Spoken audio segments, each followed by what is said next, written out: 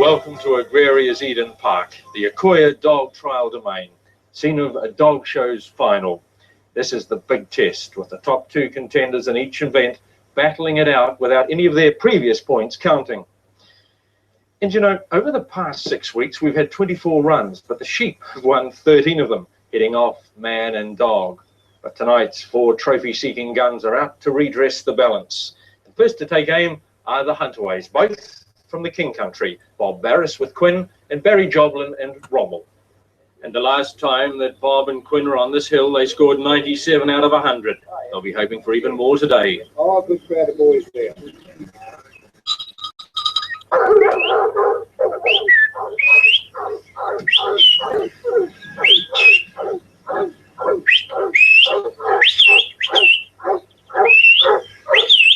And as it's they're the first innings today, they've got to get a really high score. And lost then, almost turned it into a head. We're back on the hunt now, but it could be crooked. Got to settle down. There's too much pace here. The dogs had to get in and niggle those sheep. They went through the markers, nearly pushing one over on the left. There's points off there. Yep. Quinn doesn't seem as settled today. Lost 2 points there. You've got to be settled, calm and collected to carry off the trophy. A minute gone and they're halfway through the zig. That's quite a bit of pressure.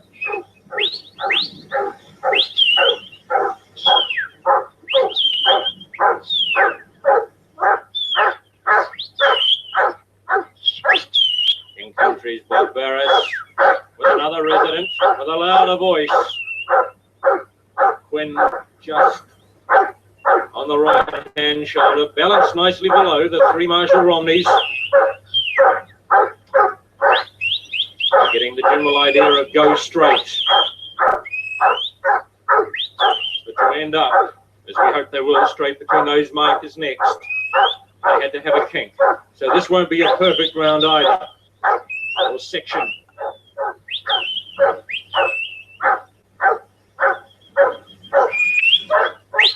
You listen to me!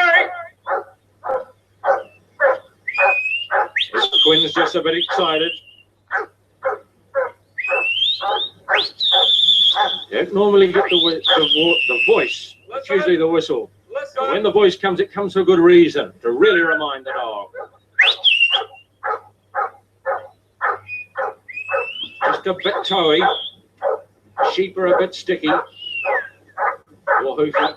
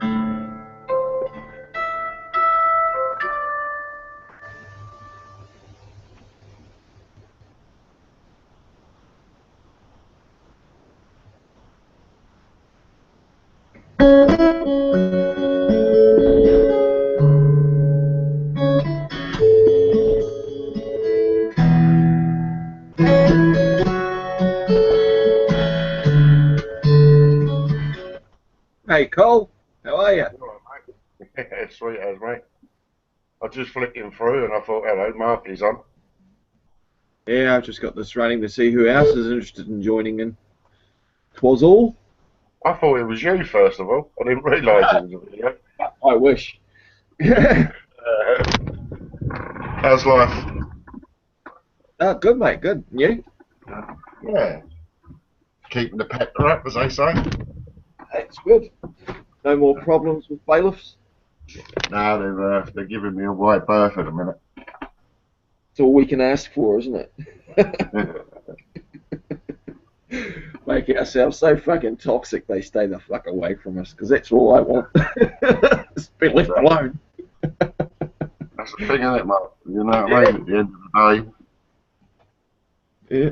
I'm not trying to cause any controversy. I'm just trying to ask. Really? That's all I do. Exactly.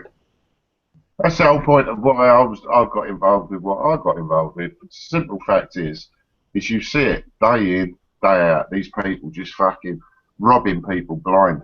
Absolutely robbing them blind. Yeah. You know? Watched that trial by social media, that Mark Gillard stuff, and some of his.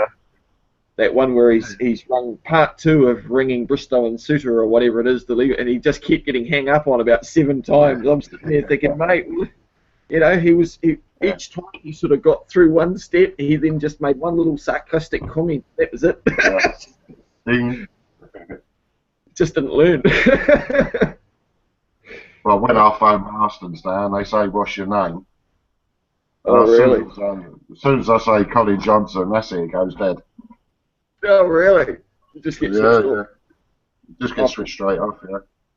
Yeah. I think that's going to be the same with British Gas as well. But it going to a call centre in India, that cracked me up. Yeah. You know? That's what it's like here now. Every time you phone a big corporation, you go straight through to India. You know what I mean? Anything from BT, they're all doing it. See, the problem is you get on the phone, you're on there for 2 hours, right? You don't resolve nothing because the people on the other end of the line haven't got a fucking clue. Not got a clue. Do you know what I mean? You might as well just piss in the wind. Yeah, they're used to dealing with mindless fucking sheep. They're not used to dealing with someone that wants some actual solutions. They just want someone to be bullied around when they talk to people on the phone. Yeah. Breaks me up, mate. So now, see, I've sussed it. Whenever I've got a problem with BT or whatever, to avoid going through to the India, just say, when you're going through the thing on the telephone where they say what department you want and all that sort of stuff, just go, you want to buy something. Right? If you click that, you want to buy something, you go straight to London or wherever it is. Oh, really? Yeah, that's the way to do it. And then they have to deal with it. Sort of like the old trick, if you want a fresh burger, order something different. If you want something order it special. Well, that's the way I play with all of these. It seems like like through the whenever you talk to them, like the first thing they say is like, do you want to buy something? Do you want to talk about your bill? Do you want to this? Do you want that? An old string of stuff. And as soon as you press what your real intentions are, right, you either go straight through to India or you get some silly fucking automated thing where you press 1, press 5, press 6. You know what I mean? You've got about 30 different options. I thought, fuck that. So as soon as I got a problem with any of them, I'll just go that I want to buy something. Press the number for buy something, and that's it. You go straight through to like English-speaking people.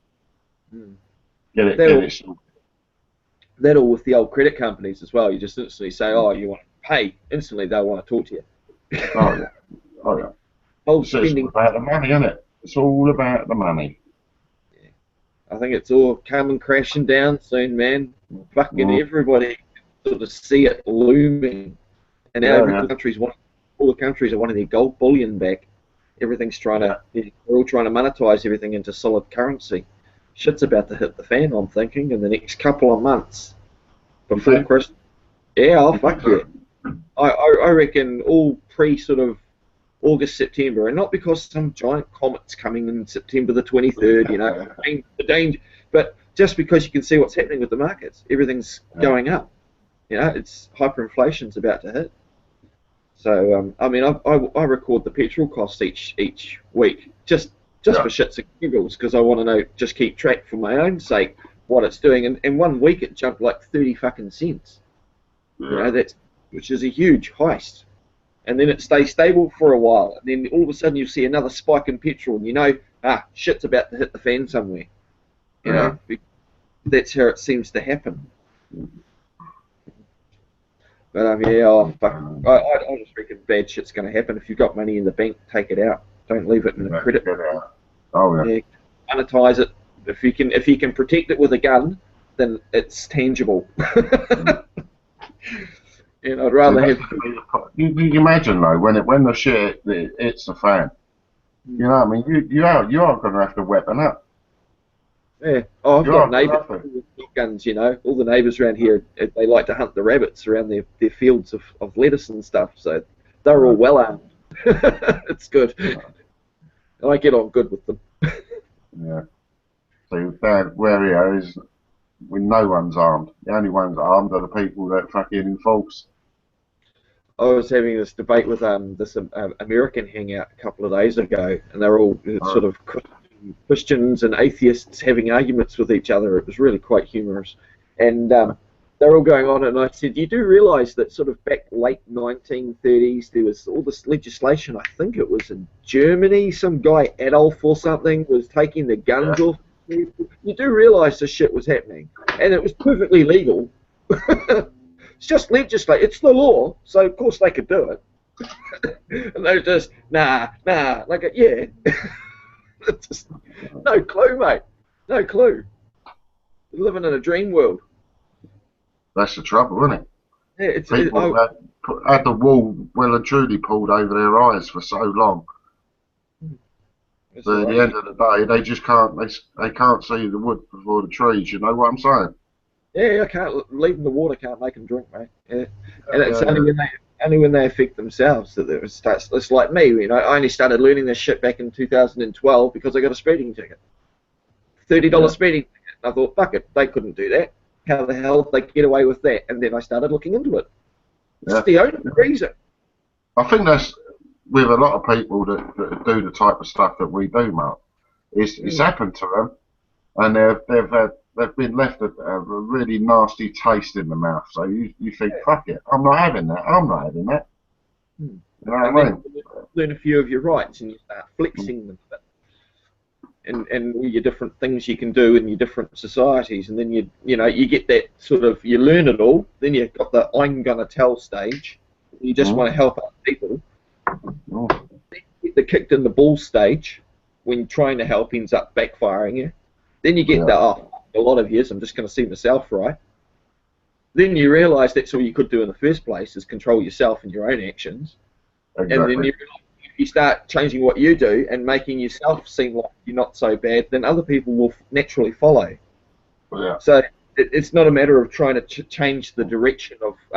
I heard it on a clip once. It was very, very profound, that you can't change a ship that's going in a straight line. You can't make it do a right-angle degree turn. But you can change it by levels of degrees. And it's all the different people that, you have to learn in different stages of degrees. It's just like anything. There's 12-step plans and shit. We're probably up to step 8 or 9 now, But the general populace is probably at about a 1 or a 2, where they know something not right. They can't. They're wondering, how can this thing get away with what they're doing when you've done nothing, and yet they don't. They're so tight, round up in the system to have to work and make money and pay their bills all the fucking time, that they're just too worn out to have the due diligence to do it. Yeah, exactly, and that's the problem. And this is what's going to bury us. I'm telling you, that's what's going to bury us, because people are just not waking up fast enough. Things are happening, especially in England. They're pulling all sorts of strokes. Honestly, there's a bit of thing on the news. I've been on the internet about 250,000 that done austerity march. That should have been 250 million if we've got that many in this country. Do you know what I'm saying? Yeah, I do. But it doesn't affect that. It's not everybody that's affected. It's only minority group, and that's how it's kept. Everybody's separated into different minorities. We're not all thinking about it just as men and women, not as mankind. We're thinking about it as a Briton or an American, or pull our fucking heads in. We've all got blood. We all eat, shit, breathe, and die. And that's it. The rest is inconsequential, because if you can't get those general basic things sorted out, the rest is downhill. We've got, like you said, you've got the different stages, you've got the different classes and whatever, and they've kicked the absolute shit out of the poor. Absolutely fucking ground them into it. There isn't going to be much left that they can take. Right? And what the people on the next level don't understand, right? Because they're the ones that are kicking the poor at this particular time as well. But it's going to be the next stage where the people think, oh, I own my own house and all the rest of it, right? When they've got nothing left to take from the poor, right? The next one up is them and their houses and everything, and they'll start stealing them. Right, you know what I mean? By hook and by crook, they will steal them, and then that lot who are basically shitting on the poor as well right now, right? Are going to be the ones running to the poor saying, "Help me, help me!" They're nicking my house. Do you know what I'm saying? Yeah, and the poor are all going to say, "Well, fuck, you didn't help us. Why should we help you?" You know what I mean? You shitting on us as well as them. You know what I'm saying? And this is the problem. And when it happens, this happens. You see it far too often. Hey, do you know anything that's happened? What was the end result? Tom Crawford? Did they just stop chasing him? Did all that get resolved? I'll be totally honest with you. On this one, I'm sitting on the fence at the moment because you're getting two conflicting stories. Okay. You know what I mean? You've got conflicting stories where they're saying that Tom was bang on, because I went to Tom's thing with the cult and all the rest of it. I went up there, yeah, and but I was in the courtroom when it first all kicked off with the G4S. It kicked off upstairs. Oh yeah, it kicked off upstairs first of all, and then we all come out because as soon as it started getting a bit rowdy upstairs, they adjourned for lunch, so we all had to come out the court. Is upstairs like the viewing gallery or something, public viewing gallery? Yeah, yeah. What they did, they'd only let 10 people actually in the courtroom, because that thing, if you have 12 in, that's your own jury, isn't it? So they would only allow 10 people in there, and there was, I'd say, about 15 of us actually in the court, were allowed in the court. Yeah. And we was upstairs, and it was like a balcony thing outside the actual court that was doing Tom at the time. And we were standing out there, and we was asking to go into the court. But they sent up a couple of G4S, and there was this one Larry bastard, a right Larry fucker. How he didn't get thrown over that balcony, I don't know. But that's what opened my eyes to it, that all things weren't well. Because they started G4S started trying to cause aggravation. Yeah. And like when we were standing outside the court, this little cunt fucking come up and started fucking punching people who sort of, I ain't going to say protesting, because we weren't protesting, we was just there to back Tom up, you know what I mean? Gathering of people. Yeah. The large gathering of people. Yeah, a large gathering. Yeah, there was a few hundred there, you know what I mean? Yeah. But at the end of the day, as far as I was concerned, when I walked away that day, and then I got the readout that a few days later, didn't it? Oh, outside the courtroom, and they said that this had been sorted, and this, yeah. Yeah. Well, you was told that, I know you shouldn't always believe what you're told, but they turned around and, Tom and Guy Taylor and that turned around and said, like, he's won the case.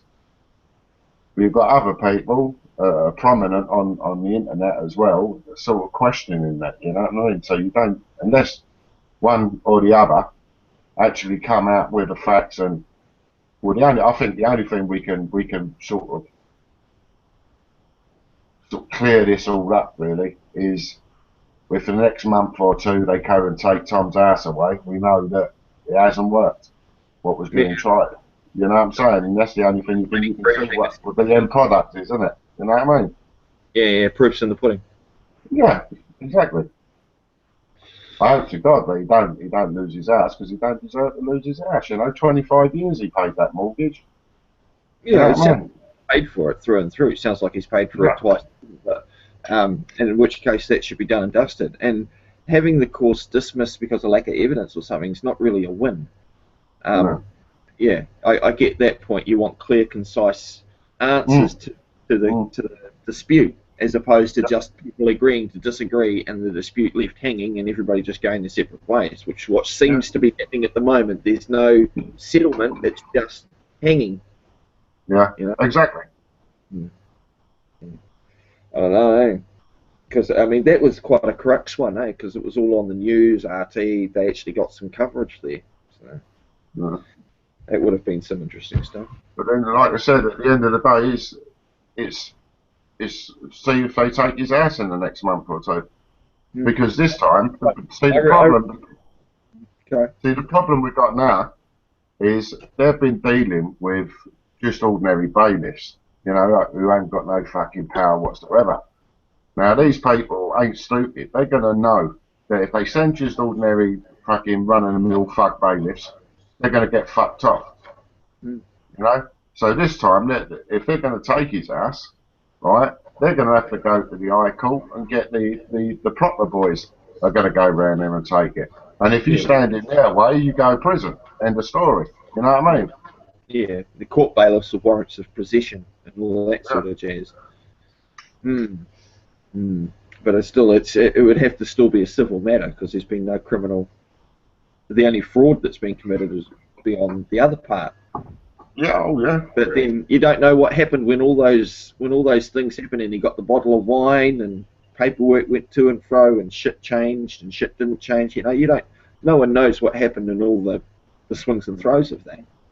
You know? Well, to be honest with you, if someone come round fair and use because they've realised they made a mistake, you as a human being would think that that person has admitted his guilt because he give you some wine or whatever they give him, right? Admitted the guilt and fucking gone back and sorted the jobby out.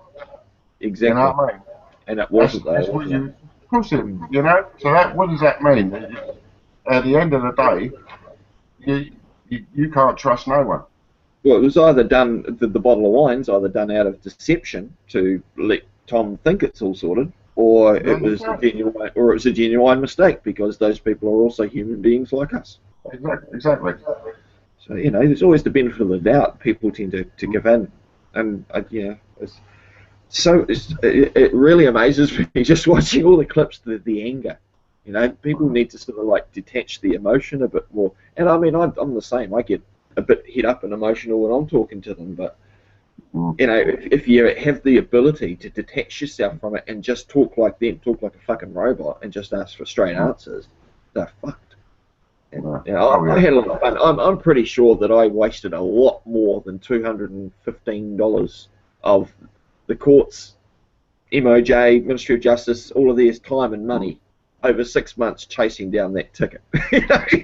I'm pretty sure it cost them a shitload more to deal with me than it did that I had to pay in the end. So I got my justice in the end anyway, and I've shamed all the way through it because that's the only way you can get some justice is through public humiliation and shame. Yeah. Well, I'll tell you, man, there's no fucking justice in England, or in the UK, I should say, none at all. Did you hear my little charade that I did a little week? Did you hear about it? It was with what? You're sure? My little charade. Oh, listen to this. This will blow your mind, Mark. All right? Oh, go for it. I've got nothing for the bailiff, didn't I? Yeah. Me having a go at the bailiff and all that. Well, they wanted to pop me on a Section 4. Sure. Right? A Section 4 is an imprisonable offence, right? But also, you can demand a trial, right? Okay. On a Section 4. So what I did, I basically said, okay, I'll play your game. I'll go not guilty, right? Yeah. You'll be a you and you'll play not guilty and ask for. Yeah. All right. But they would have had to put that bailiff on the stand, all right? Which so they couldn't do. No. So the police and the prosecutors have actually put their heads together. Hold on, if we get this bailiff on the fucking thing, he's going to destroy him. He's going to absolutely destroy that bailiff and prove that he's a lying, dirty bastard. Right? Because you had the evidence to back your side. Exactly. Perverting the course of justice and all sorts of shit. Right? So they couldn't afford to put that bailiff on the stand. So what they did at the last minute, they changed it to a Section 5. Right? Disorder. Hold on. This is going to blow you away though, Mark. They called me outside. Right? I was outside the court. They called me name, so I started walking in there. Right? I've got into the courtroom. They didn't ask my name, my date of birth, where I lived, nothing. They turned around and said, well, I was in there. It was me, the 3 judges, and the silly bastard that sits in the front, the clerk and all that. Right? Yeah. And they wheeled in half a dozen security guards. Right? I stood there. They didn't ask me to go in the box, nothing, right? They said to me, oh, you've been found guilty of a Section 5. It's £150 fine. Could you leave the court, please? That's it. And so, what happened then? I just walked out of the court. I was escorted out. Politely. Politely, yeah. Pushed out the door, yeah. But that was it. There was no due process, no nothing. Yeah. I didn't even plead. I didn't even plead, Mark. I didn't even plead not guilty or guilty on a Section 5. I didn't even plead. Well, it would have been the first you heard of it if they changed it on you. Well, this is it. I just walked in there. They said I got £150 fine. Told me to get out. Yeah, that's what I mean. We learn that we spend a year or 2 or 4 years fucking learning all of this shit, the right from wrong, the correct rights, the correct procedures, and then after learning the correct sort of way to do things in their world, you know, shuffling through their shit and just trying to get through it all, then you realise, well, it doesn't matter if you're following their procedures because they're not. No, they're not. Even if you follow from point A to point Z in the correct fashion, it doesn't make fuck all difference because the corruption takes over any due process you would expect to find or justice at the end. It just is. You're fucked. So, yeah, my way was to just make it cost them far more to fuck with me than they'd ever get out of me. So if they're going to do that again, they're going to think twice before they pull me over. Yeah. So I win in that. As far as I'm concerned, it's a win-win. Well, I'll put up a video saying basically they've given me £100 fine. I'm not paying it, but I'll see you soon, Marston's. So they're going to come around chasing up the fine, aren't they? Of course they are. But as it's a court-imposed fine, don't they have the right then to come and take goods? Because they have the court. It's not just a private company. It's now the even though the court's still, of course, a private company, as we all know, it's still going to say, well, we're the big bad government enforcement behind us, and we can come and take your shit anyway. And then if you do obstruct, well, then we will lock you up and, you know, make a bit of money out of the prison industrial complex that way as well out of you. Yeah, but at the end of the day, who's to say there's any goods in my house, Mark? Well, it's all property. That's all you've got to say. There is no goods. We've got nothing for sale in your property. Yeah, but the only things that are in my house is stuff that they can't take. You understand, Mark? Right. Well, because it's all just personal property. It's gone, mate. Everything's packed away, put away. I'm just oh yeah, it's all. There's nothing in this house now at the moment. Or I've got to live like a bit of a pauper for a few weeks. And they're going to come round, knock on the door, want to come in. I'll even let them in, just for video's sake. But all that's going to be in the house is stuff that they can't touch. Like beds. What are they going to do? Yeah. What are they going to do? Nothing. Like they'll be fucked. So they're going to just end up having to write the debt off if they can't recover. Exactly. And the story. I remember a few years back, back when I was working in self-employed doing Sky installs, I clocked up like $5,000 worth of GST that I had to owe, and then just what was it? Then I fell off. I had a few seizures and fell off the roof and got what do you call it? Income insurance, which covered all my debts and shit. But they decided the Inland Revenue Department decided to ring me up and just say, look, that $5,000 you owe us, yeah, we've just wiped it.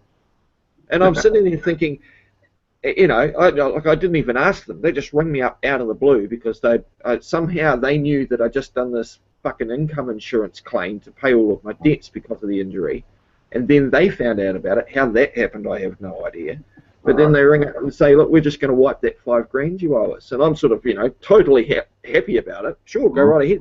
So much. But then it dawned on me afterwards, it didn't fucking exist in the first place. It was just because I believed I owed them it. It's like a loan shark saying, mate, we won't worry about that extra $10,000 in interest you owe us because it never existed in the first place. It just fucking dawned on me. Raping me blind. And I would work 60 hours a week, self-employed, doing 12 hours a day, and come home, look after the kids and the wife and shit. And for what I was making less than I would be doing a 40-hour week, slaving away as a worker. So there was no incentive to become a self-employed guy other than being your own boss, and it just was worse. you know, and then you go and work 40 hours a week, and then you realise, fuck, well, I can be on the benefit and get the exact same income. Mm-hmm. It's like sorry, there's people now over here, they're signing on, and they're being told, just for argument's sake, in like Tesco, say, well, there was a case of it a little while ago. A geezer got laid off from Tesco's. He went and signed on, and they said it'd been signed on a couple of weeks, and they said, right, you've got to go and work in Tesco's for a certain amount of time a week, right, and basically for nothing, right. But they're just basically giving his job that Tesco's have just let him go. But it was his same job, but they were asking him to go back and do for nothing because he's signing on. Yeah, see, when you talk about slave labour, it's fucking all going on here at the moment, mate. All of it. Yeah, it's all these trade deals going on behind back doors. We're just the human resource getting shuffled around, mate. That's all it is. I mean, it's the most powerful resource on the planet, it's the human. No. Oh dear, shocking. What you know anything that's happened with Secker and Matt and that? Have you caught up with Matt lately? Yeah, I spoke to him a few days ago. He just posted everything about the Secker and that up, hasn't he? I don't know what's going on with him. I've watched a few of the teasers, and I watched him do that drop stuff at the cop shop and whatnot, and have a chat. But yeah, it's just. I sort of know as much as you do, mate. I hope he fucked, because that gorilla had no right to put his hands on him. No, not at all. Yeah, getting pushed. There's basically kidnapping. What happened there? It looked like kidnapping to me. Yeah, oh yeah. False imprisonment, all sorts, wasn't it? Yeah. So, but of course that won't happen, will it? Matt's going to go. I don't think Matt will even bother going chasing justice, will he? He'll just do the shame game on YouTube, and that's the best way to do it. Yeah. I reckon. You know, you can go and try and kick and scream to it. You know, any child can kick up attention to the parent. The parent's not going to fucking listen. But if that child out in a public place does something that shames the parent, by God, that parent will stand up and take note, won't it? Yeah, so it's the same thing. Instead of just trying to kick off to the parents, we just go out and shame them in public. They might change their tune then. You know? Fair enough analogy? Yeah, I'm okay with that. Yeah. It's like my driver's license, for my person, runs out in 2017. And I'm seriously questioning whether or not I need to reapply for another license, because I'm now aware that I don't require one. So I'm wondering how much do I push that? You know, I'll probably end up getting locked up and arrested for driving without a driver's license. Yeah. Because it doesn't matter what I say, whether I say, hey, look, I don't need one. They're just going to do what they're going to do anyway. Yeah. So it's So now after like that judge, when I went there, now that he's turned around and told me that the words require, ask, order all mean the same thing, that I'm just going to have a shitload of fun with invoicing them every time they ask me a question. That's all I'm going to do, mate. I'm going to make it backfire on them. Oh yeah. And so, I can just say, well, if you'd like to refer to this case. So what happened to Mr. Winterbottom then? What happened? What was the final outcome with that? I must have missed it. Oh, he got up on the stand and he said that I chased him down the road and that I sprawled myself over the bonnet. Those were his exact words in testifying. And he said that he was a police officer and he said he was a constable and a traffic officer for the last 26 years. And I merely said, oh, really? Which one were you then?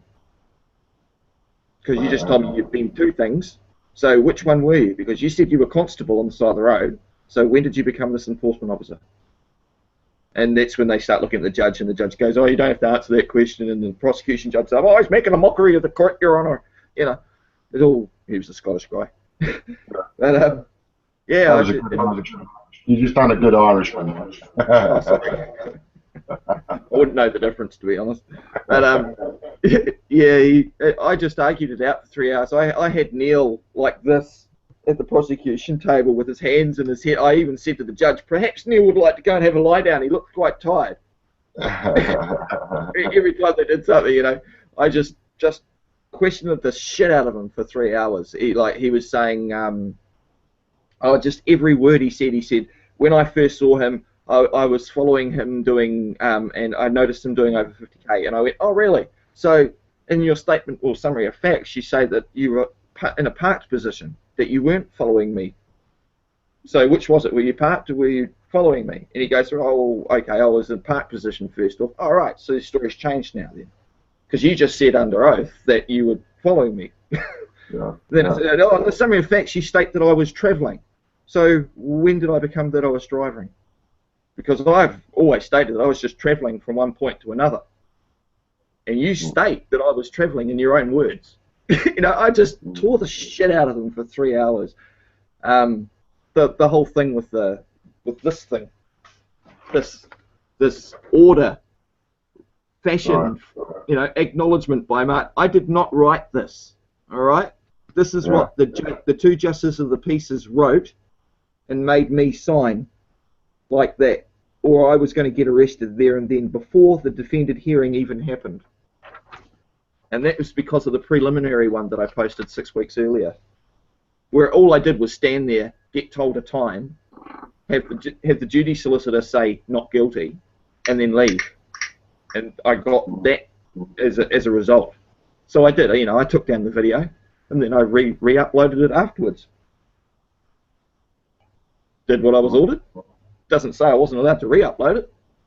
Doesn't even, in fact, the order doesn't even state the name of the video clip. What does it say? I'll read it to you. I'll read it to you. It says, acknowledgement by Capitis Diminuitio Maxima, Mark Donald Eric Keane. I, Capitis Diminuitio Media, Mark Donald Eric Keane of Waimaku, beneficiary, acknowledge and declare that 1. I made an audio and visual recording in the North Shore District Court on the 17th of March 2015 without the knowledge or permission of the presiding judicial officers. I have been ordered, is that word, ordered to remove that recording from the internet by 5 p.m. Thursday the 21st of May 2015. Failure to comply with the order may result in me, it's even bad writing, that will result in me being held in contempt of court. Number 2, signs forbidding photography, video filming or voice recording and instructing that mobile phones should be turned off are located outside the courtroom. Number 3, the presiding judicial officers ordered in the North Shore District Court at the commencement of the proceedings today that all phones are to be turned off and no person may make an audio or visual recording while in the district courtroom without their prior permission. But those poor persons, I'm glad I'm just a man.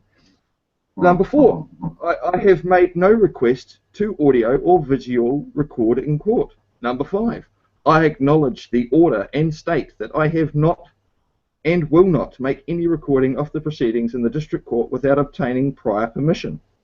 Number 6, I further acknowledge that non-compliance with the order given in court may result in me being held in contempt of court. Possible penalties for contempt of court include a period of imprisonment or fine. And I said, well, who are you?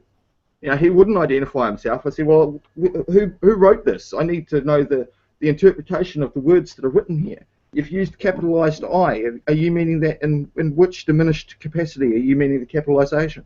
You know, I was just asking all sorts of questions because I didn't author it, and he wants me to sign it. So for 6 minutes I argued with him over this, whether or not, and he's like, you will sign that or you will be arrested. You know? I said, well, how is that exactly going to happen? Are you going to come and physically hold my hand and make me do it? And he goes, well, what part of contempt don't you understand? And I said, well, what part of the English language are you using? Are you speaking legalese to me, legal jargon, or formal English? You know, every time he asked me a question, I just hit him back with the question back. Fucked him over. So I just said, okay, look, I'll sign it. And I asked for a second copy, which is why I've got this. And I signed one and wrote exactly the same without prejudice under protest and duress. and gave them back one, and because he's going, it's taking you an awful long time to sign that. I'm going, it's because I'm doing more than just signing it. Any other questions? You know, but it just went on and on and on. But I showed him up for what it was. I got $70 discounted on the speeding ticket. All right, so instead of the $170 for speeding, I got $100, and I had to pay costs, you know, $30 court costs on each of the 2 infringements. So before everything, $225. After everything, I made a savings of $10. And then I ring up the Ministry of Justice and tell them I'd like an allotment on my benefit, and gave them an offer of $10 a week, which they had to accept. They won't be taking it out of my benefit at $30 a week like they did last time, because I didn't just ignore it. I rang them up, made them an offer they can't refuse. Beautiful. And then I get the documents to, you know, for the allotment, which I've just, you know, signed and sent back with them. And the registrar, Roxanne Tuanui or whatever it was, she signed it. So I've got a copy of her signature, and now I know her full name, and this is the same one that hung up on me a couple of years ago. So now I know who she is. Oh, mate, I'm just having lots of fun with them. And underneath where they said it, where I was supposed to sign it, had the words employee. And I thought, oh, okay, this is going to need a phone call. So I rang them up and just said, I'm not employed. So if I sign this, am I not going to get myself in trouble? And I ended up having the lady at the end of the Ministry of Justice telling me that she believes it should say client, and it's just legal jargon, and just sign it anyway. Okay, that's all on record. Got that filmed. I'm now no longer liable because I was just following what one of your agents told me to do. Thanks very much. So you can see the hypocrisy of it. You know, they get me to write this shit, or they get me to sign something that I've never seen before that was pre-written and dated for the date that I appeared. All right. I asked the court manager, Carl Lewins, who authored this document, and he tells me it was Mr. Hayworth and Mr. Cave, the 2 JPs. You're really breaking up. Sorry? You're really breaking up, right? That's weird. Strange. And what about, any better now? Yeah, that's better. Yeah. Perhaps it could have been me waving the paper around in front of the mic. Who knows, mate? So I just had lots of fun, and I really enjoyed it, and just showed them all for the hypocrites that they are, you know. I went through the security screening, and the guy's going, are you a flu with the rules and regulations of recording the staff? I just looked at him and went, no. No. Should I be? And then he says, well, would you like me to get the court manager to have a word to you? I says, I already spoke to Carl yesterday and gave him verbal notice that I'll be doing as I wish. And then he turns around and lowers himself less. This is Grant, the security officer. And he says to me, well, I'd just like it personally then if you just didn't record me. You know, he's tried the big boy nut. That didn't work. Oh, well then please, sir, don't record me. I went, okay, mate, no worries. I ended up leaving him, shaking his hands. There was no need for nastiness. It was beautiful. Because you can't be angry with someone who's just being nice. Yeah. So I don't know. I hope people learn from it, but I mean, I've leaped and bounds, mate. The shit that I've learned, and you know, it's just more fun to me now. I'm not even going to bother with the chasing them down anymore. I could do the IPCA and go and chase them for running over my foot, but to what end? Yeah. You know, I really don't see the point in it. I've got enough documentation from the IPCA now that it's just going to make a brilliant video to shame them all, and that's all I'm going to do. And then my justice is done. I'm just going to show that I did go through the IPCA complaints process like I was told to by a lawyer, and this is what happened. Absolutely fucking nothing. It got swept under the rug and I was insulted. That's what happened. This is how they treat their victims in New Zealand. Yeah. I'll stick that up on YouTube, and that will be my justice, because I'm not going to get any through the system. Well, that's the thing. More people can start shaming them. That's the reason why there is no cameras allowed in that courtroom, because everything that's going on in that courtroom will fucking make them look at the shitbags that they really are, wouldn't it? That is exactly right. That's exactly right. I mean, while I was giving testimony, they told me continually just to slow down because they had to physically handwrite down everything I was saying. I said, and I'm saying, well, don't you have recorders here? Oh, no, we have to write it down. I says, well, you know, this is the 21st century, you know. There's a reason why I record stuff. This is me while I'm standing in the fucking testimony box talking to the JP next to me. And he still wouldn't tell me who he was. Looked him point blank. Who are you? I need your name. No. Fine. Found out 2 days later from the manager of the courthouse. No trouble. Well, put their names to it. Well, that's what I'm saying about that bit of paper, you know. There's no name on it. It's not signed by anybody. That's why it's entitled. But it's not an order. It's entitled acknowledgement. So it's something apparently I did. No, I didn't. So, yeah. But when I spoke to a lawyer and I said, look, mate, I signed it without prejudice, and he says, that's brilliant. The best thing you could have done was sign without prejudice. He says, they can't hold it against you now. Well, Guess that works. Cool. Yeah. I know. So any document from now on, I'm just going to sign without prejudice. Because I don't understand a bean of it, but they told me they needed me to put something there, so I'll scratch something there. Well, They couldn't explain it to me. I asked, they wouldn't tell me. But I don't know, but you're not going to go out chasing any more shit. You just, if it comes your way, you know how to deal with it more, I suppose, eh? Exactly. And help those around us. That's all I can do. You know, when I have my neighbours now come up and we just met our neighbours a few doors up. Our son started playing with them the other day, having a play date and shit. And they were telling us, you know, oh, we'd love to, you know, own a house, but everything's just so expensive, and we still pay rent. And I'm just sitting there looking, and I says, well, why don't you just, you know, you live on your family land. And to me, it stinks that his father's charging him rent in the first place for a house he owns freehold. So that's, you know, obviously the father's wanting the money. He doesn't give a fuck about the family. He's interested in making a pocket. So he's charging his own son, well, his own son and wife and 3 kids rent on a cottage that's been in their family ownership for 30+ years. You know, and they're still it's like here, where this is the family 1 acre little land here that Rose, my wife's mum, owns. But we just said, oh, we wanted to build a house. Sweet, build one. So we did. You know, and don't get charged. So that to me is the mentality between whether someone's family orientated or money orientated, because you can't, you know, it's one or the other. It's what you care about most, I suppose. And Rose knows that anything on the property, she's got me here. She, you know, it doesn't matter what breaks down. I live on the property; it's fixed. So, I like that.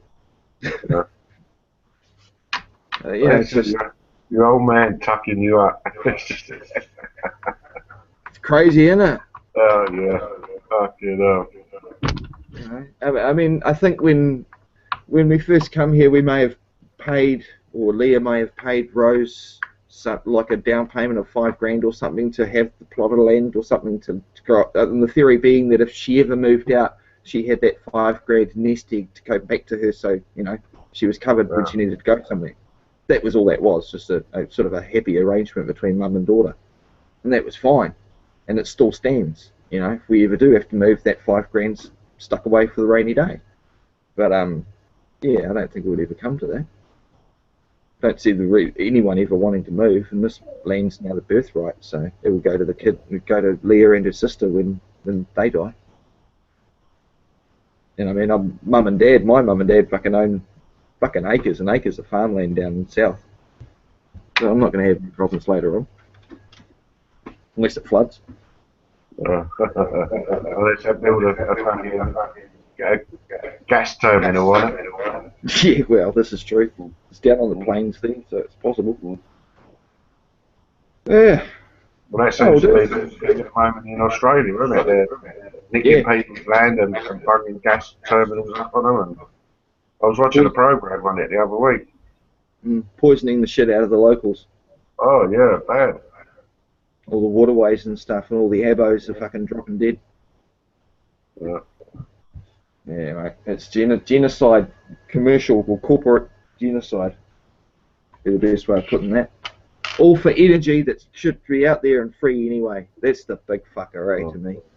If we could just get that tacked in and sorted out. And it's out there now. It's just a matter of becoming more readily available. If everybody had if solar panels weren't an arm and a leg, I'm pretty sure that every man and his dog would have a set of solar panels on his roof.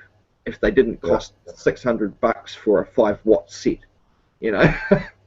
Because to do an average house, you 10-15 grand to get it self-reliant. And it pays back in the long run, but not everybody's got that to do the outlay. Over here in New Zealand, they actually have a government-funded thing where they'll actually help you go solar. So then you can put your power back through the meter, back to the power companies if you make excess. But you still have to pay. They'll just subsidise like 50% of it, or give you a set cost towards it. Still to me, it's just a fucking have. You just do it regardless of what the government fucking does or not. It's like me. If I want power, I'll make it. Yeah.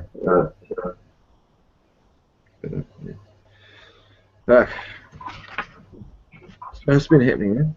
Nothing new? I had a little run-in with British Gas the other day. A little one? Yeah, you seen it?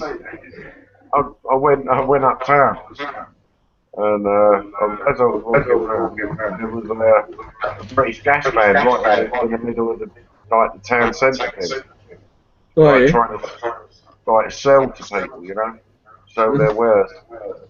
And I was walking up, I pulled my camera out. I thought, well, I'll ask them if they've seen my video, Fuck Off British Gas. So I was only going to ask them, you know what I mean?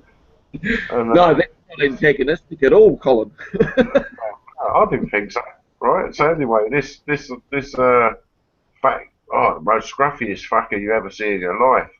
This fat geezer and dressed in British Gas uniform. And this Indian guy, and the Indian guy went fucking ballistic, you know what I mean? Started calling me all sorts of names, threatening he was going to chin me, he was going to do this, he was going to do that. Yeah, he was going right up his head. Because I was filming. Oh, it's just because he didn't like being filmed in a public place. Yeah. Oh, he should get over that. Unreasonable expectation, that one. Yeah, I did try to explain that to him, but... you can't tell people that. Once I put the camera down and all that, because I went shot off and got a cup of tea. When I come back, he was standing there, and I just said to him, "Will you calm down there, mate? And you realise what you've just said?" He's going, "Yeah, I'm really sorry." The old Bill turned up, and the old Bill turned around and said to him, "Like, I don't know, I wouldn't even bother with this geezer." He said he's filmed me twice because it was a couple that dropped the bottle. Remember the bottle one I done? Yeah. That's an £80 fine, officer. But it was him that dropped the bottle. I remember. I filmed him twiise. And you went up and asked someone else for a ticket, didn't you? You went up and asked that other chick to give him a ticket for littering or something, didn't you? Yeah. It was classic. Oh dear. Yeah, you should have a look at it. This is the G4S or British Gas G4S, is it? Yeah, British Gas. On your channel. I'll have a nosy. I think I put it up as abusive British Gas. Okay, I'll type it in. Abusive British Gas. See what comes up. Oh gee, by Colin Johnson a week ago. Well, 1,973 views. Let's make that 1,974. Yep, we'll just hang on. What's the fuck? Where are you, Colin? You there? Yeah, I'm there. Yeah, I'm just looking at the wrong screen here. And if I click on that bit and share, that work? Just walking around. Hey, look what I see in the middle of town. Hey? I wonder if they've seen my videos. Fuck off, British Gas. Is that what you filmed? Do I need your permission to film? Yeah. Do I? I filmed you. You need my permission as well, mate. Do I? No. Tell them off. You have to love the kid, mate. You have to love the kid. You don't like doing videos of me. I just wanted to know, have you ever seen my video on YouTube? It's called, I want to see your video, it's mate. called Fuck Off British Gas. Yeah, well, you got no permission. I don't need your permission, you're in public. I'm going to phone the police myself. You're going to what? Take it off, mate. Go on then. I'm going to. Go on then, phone the police. You don't take it off, mate, I am. No, I won't take it off. Against my privacy. Yeah? Well, phone the police and tell them someone's filming you in public. Yeah. Yeah. You actually have to have permission to actually put somebody down there. Right. So if I'm breaking the law then, phone the police. Man, you've got some victims, so taking videos of me. Yeah? Well, do something about it then. Well, do something about it. Don't swear at me, mate. Alright? Don't swear at me. Move the camera away then. What are you going to do? Move the camera away. What are you going to do? I'll smash it for you. Go on then. Try it. I'd love you to Lucky try. that woman's calming him down there. Try it. Don't give me all the big one. Try it. No, you give it a big one. Yeah, take it. Take it.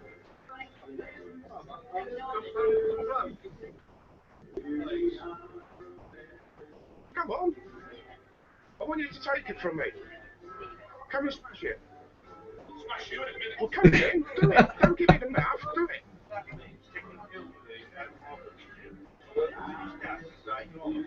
Come and do it.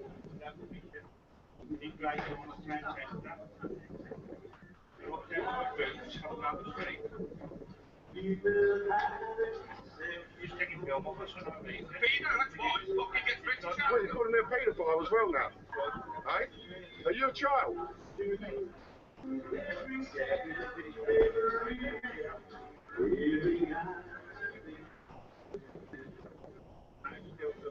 So that was the comment I was most angry about. What was that? Hang on. What? Just gotta figure out how to stop this from playing now. Hang on. Ah, there we go. Sorry. That was the comment I was most angry about, what you just said. You know what I mean? Yeah. Because at the end of the day, that was fucking bang out of order. Yeah. But once he realised what he did, you know what I mean? He was nearly in tears, the bloke. You know what I mean? He basically kissed me feet.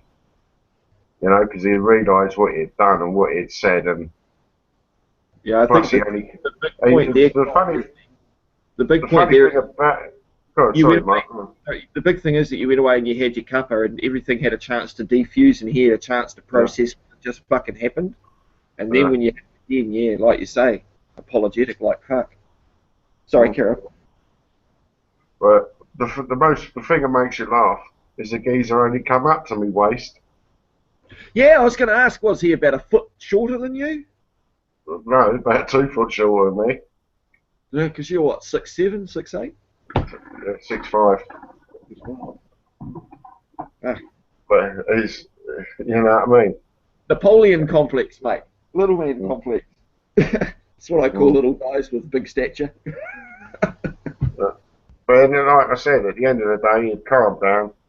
You know what I mean? He realised that, because the old bill had obviously had told him that, you know, you've got no privacy, blah, blah, blah, blah. And he even said to the cop, he said, you're wasting your time with this geezer, he knows the rules inside out. Yeah.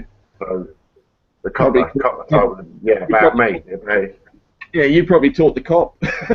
But I'd already, like I said, I'd already filmed him twice. He's been in 2 of my films, so as soon as he came around the corner, he looked and thought, fucking hell, what have we got me into now? He's going to film me. He's going to film me and make me look stupid. Again. Exactly. But yeah, it was over and done and dashed with. But I have heard on the grapevine that he got suspended. Really? For? Yeah. For basically abusing a member of the public. And you weren't that member? Well, no, mate. See, at the end of the day, Mark, right? Yeah. Like I said in the ending, I sort of, if you will, I instigated that. Yeah. Do you know what I mean? By sticking the camera in his face, by fucking sort of egging him on when he was little. See, I should have just walked away, but because he was getting all mouthy and threatening and all that, it was cold, wasn't it? Yeah, he was Do you giving know you what I foot. mean? Yeah, exactly. He's giving me footage. So, but I felt sorry for the geezer. You know, I really did feel sorry for him afterwards because like. Yeah, If he loses, yeah, what? I couldn't listen. At the end of the day, right? We know what British gas are. We know they're scumbags, right? But at this particular time, rightly or wrongly, right? We've all got our own opinions when it comes to people who work for these big fucking corporations and all the rest of it, right? They've all been stigmatised for doing it. But at the end of the day, right? He's putting food on his table to feed his family. True. Know what I'm saying?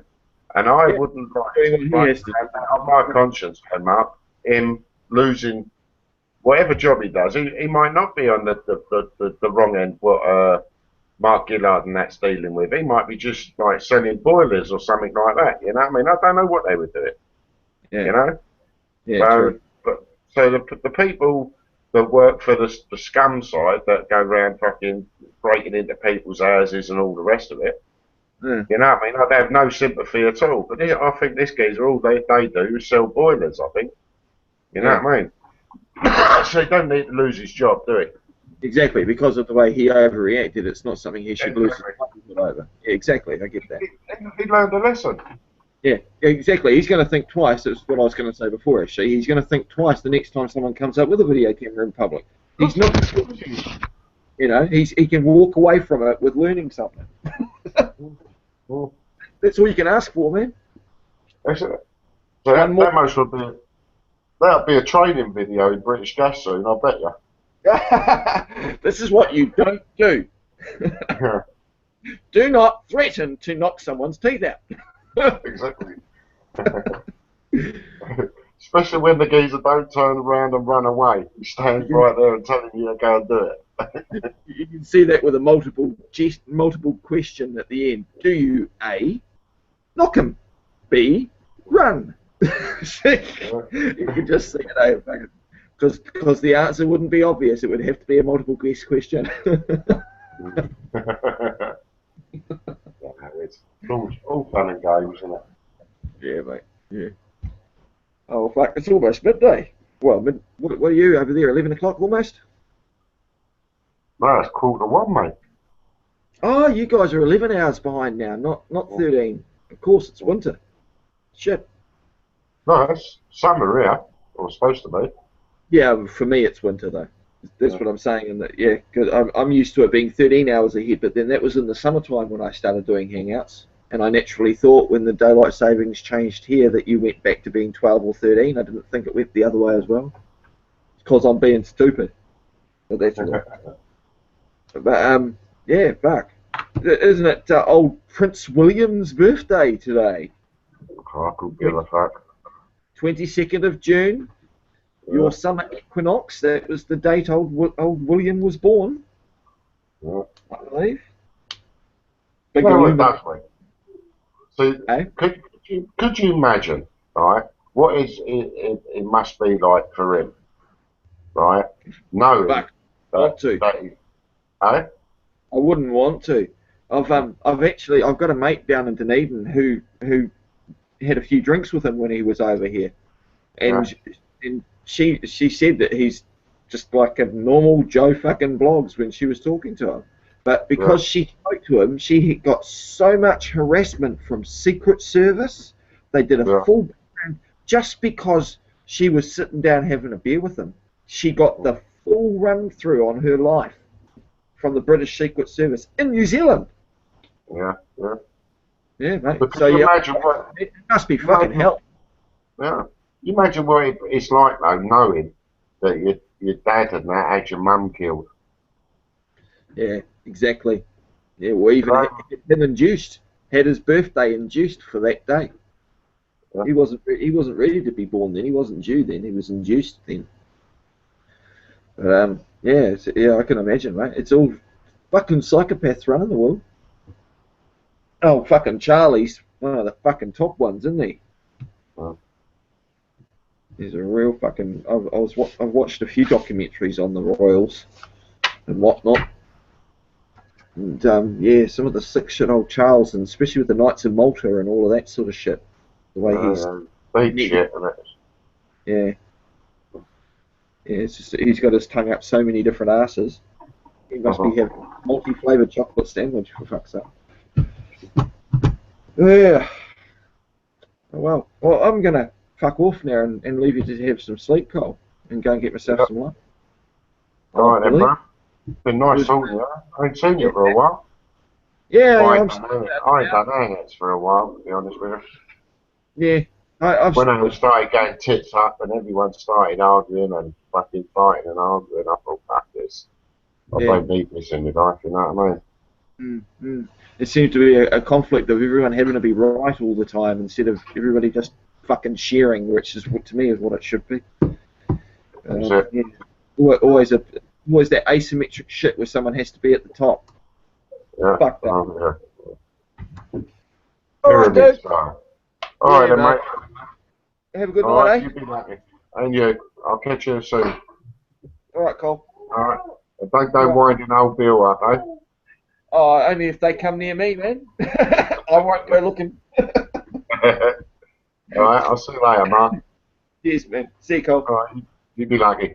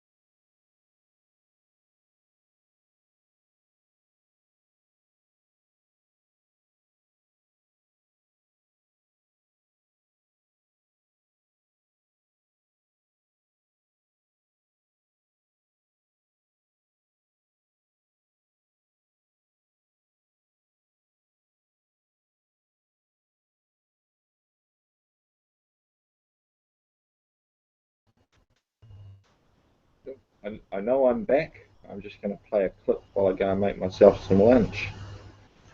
I like Jason A. So enjoy, everybody. Now we're colliding at double the energy at 13 tera-electron volts, and this is the highest energy that we've ever been at. Absolutely extraordinary. Just tell us in more detail what you hope to discover through this. So the interesting thing about this this run at the LHC is that before we were looking for the Higgs boson, we kind of knew what we wanted to discover, whether it would be there or not. But now we're not sure what else is out there. We know what we want to look for, but it's a completely uncharted territory. So as you mentioned, one of the things we'd like to look for is dark matter, and we know that this exists. There's 4 times more dark matter in our universe than matter, and matter is galaxies and planets and everything that we can see in space, and there's 4 times more stuff than that, and we don't know what it is. And so there must be something with gravity within the galaxies holding it together that we couldn't measure. So we do know that it exists, but we can't measure it because it's not like standard matter. Deep underground in Switzerland, scientists flipped the switch on the world's largest machine this week, bringing the Large Hadron Collider back to life. They're hoping to unveil the secrets of the universe. So, Bob, the Large Hadron Collider is up and running again after 2 years of upgrading. What's new this time around? Well, what's new, Wendy, is that it's running at twice the power that it was before, making it the most powerful accelerator on the planet. We've never had a machine like this. So the best way to do that today, the only way we know how to do that, is to smash things together at tremendous energy and see what comes out.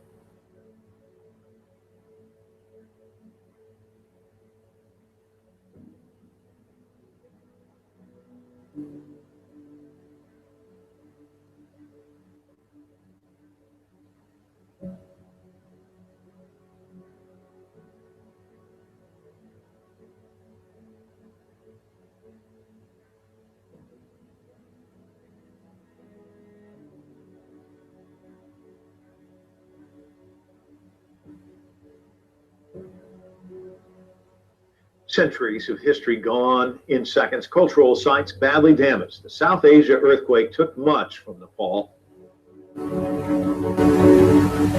After the second quake, he says his faith is shaken. Every Monday is the day of the Lord Shiva. No, getting up in the morning time at 5 and 6 o'clock, after taking bath, even in the winter time also. Every Monday, whole year, I used to take bath and changing all the dress. I used to worship God Shiva.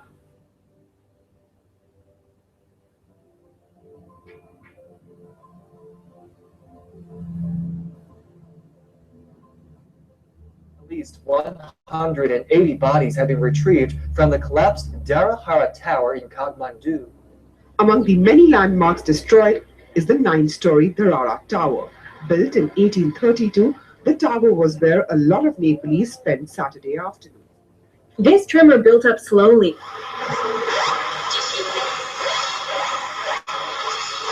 Alarms went off in the building and on mobile phones, all part of Japan's sophisticated earthquake warning system.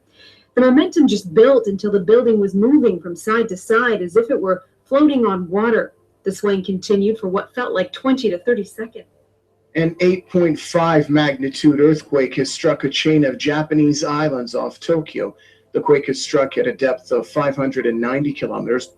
It happened about 8:30 p.m. local time, setting off car alarms and shaking buildings as far away as Tokyo.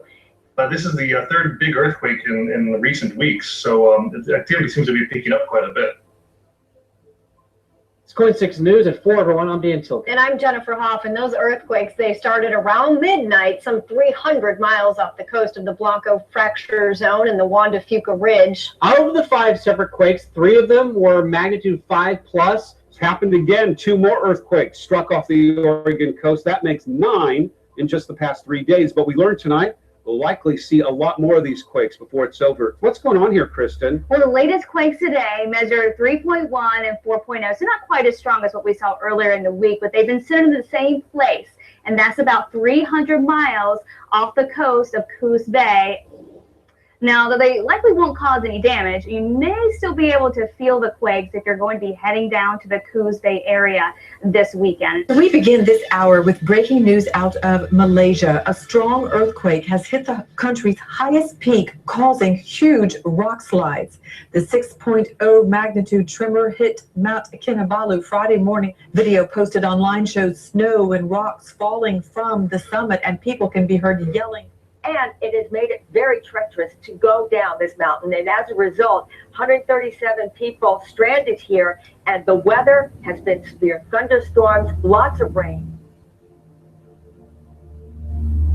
Tourists in the Galapagos Islands have been given a spectacular view of lava flowing into the ocean as the Wolf volcano continues erupting.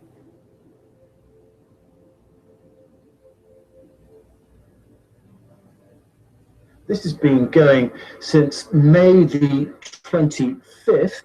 It's the first time that this Wolf volcano has erupted in 33 years. These are the pictures that just show you quite how ferocious and potent.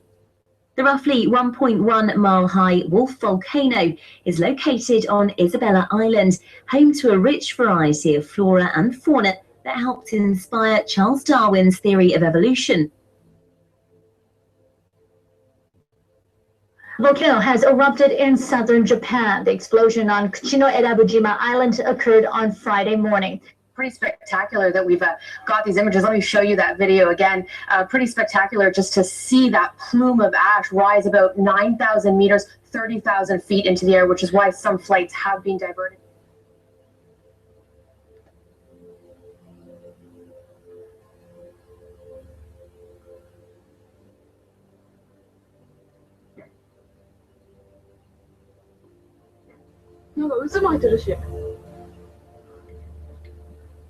Dozens of residents are evacuated in western Indonesia as the government upgrades its alert for the Sinabung volcano to its highest level. The volcanic activity is so high that it's causing tremors.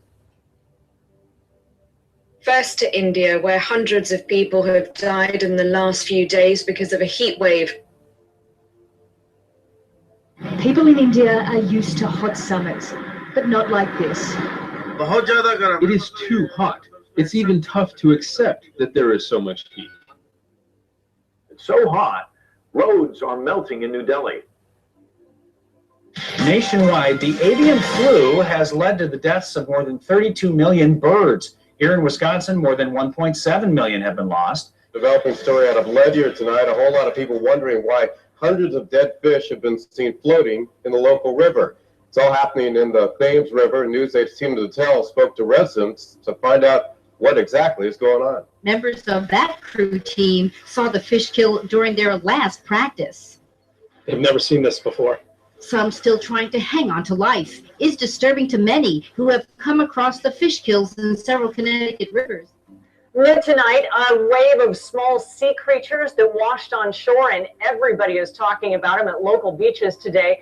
Well, check this out. You can see how far the tide came up right here. Wow, it's a line of hundreds of tuna crabs. They're not just washing up here in Ocean Beach. They're all over the coastline south in Tijuana and up north in La Jolla. It's quite the bird buffet, but I wouldn't join in since scientists don't know why they washed up. Another whale has washed ashore on a Bay Area beach. This one discovered at Half Moon Bay. But it is the 6th whale to wash ashore in recent months.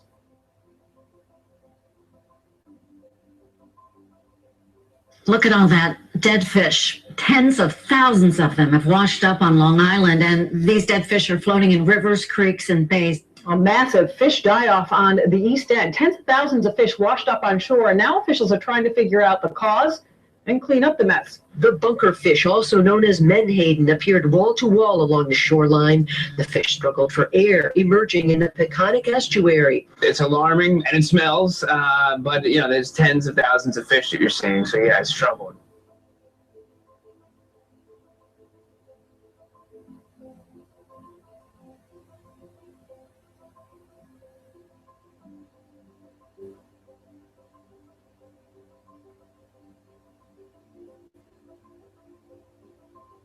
How did 20 large dead sea whales wash up onto shores near the Golfo de Penas on Chile's southern coast? The 10-meter-long whales were found more than 1,000 miles south of the capital, Santiago. Investigations continue into what caused these whales, considered an endangered species, to die.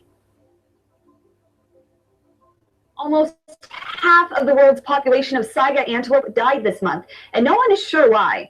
On May 28th, the United Nations Environment Program confirmed that more than 120,000 of the critically endangered antelopes died throughout central Kazakhstan since mid-May. While experts don't know what caused the death,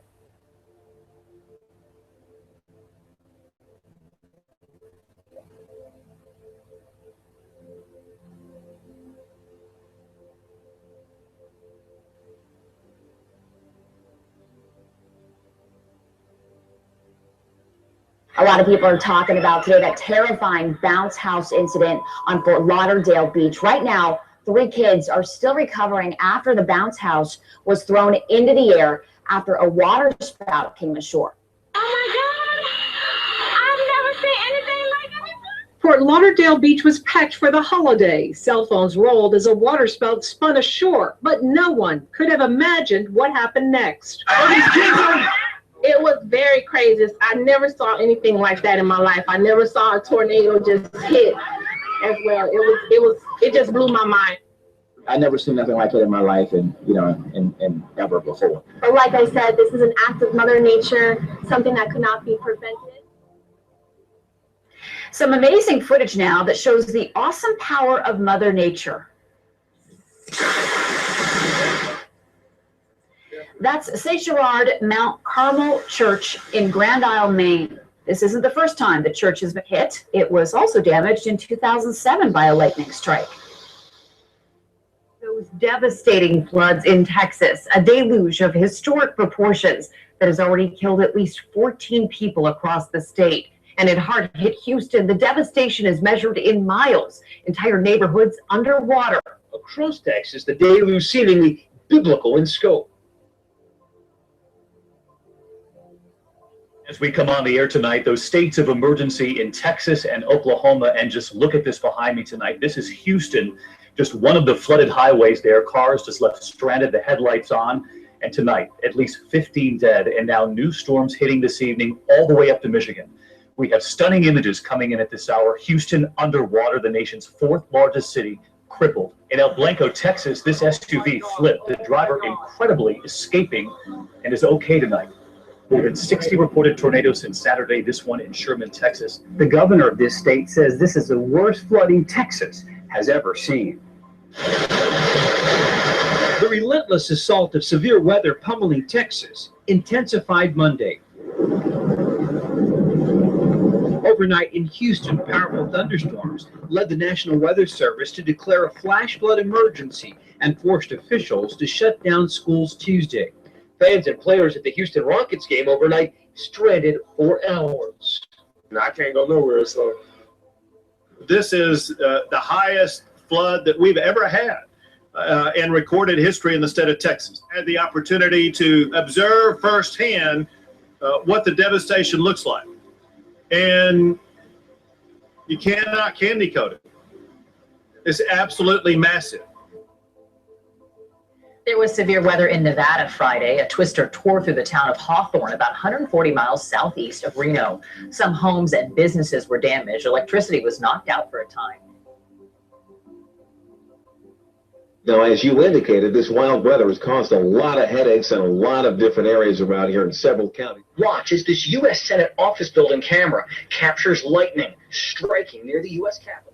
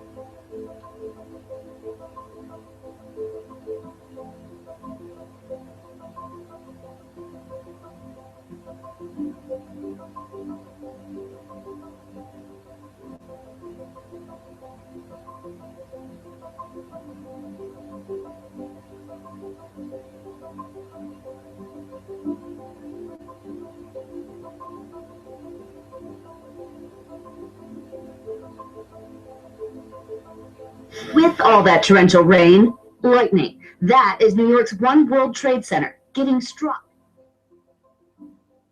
126 people in South Korea have now been infected with Middle East respiratory syndrome. The MERS outbreak, the biggest outside of Saudi Arabia, has now killed 10 people.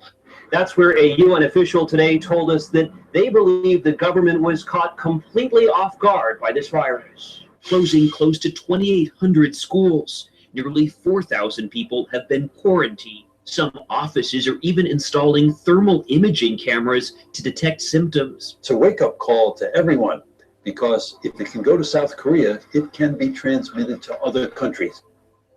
This one has a lot of people talking tonight, including those who walked out of the Fitworks in Beaver Creek after the tornado hit and saw this. Yeah, that picture is the talker tonight. Natalie Tendall has the story behind that eerie image. It stuck out quite a bit, the fact that the cross was up there and everything else was torn to shreds. But the feeling many were left with as they looked back on the building was one of amazement, that maybe the two beams standing alone were a sign of something bigger at play.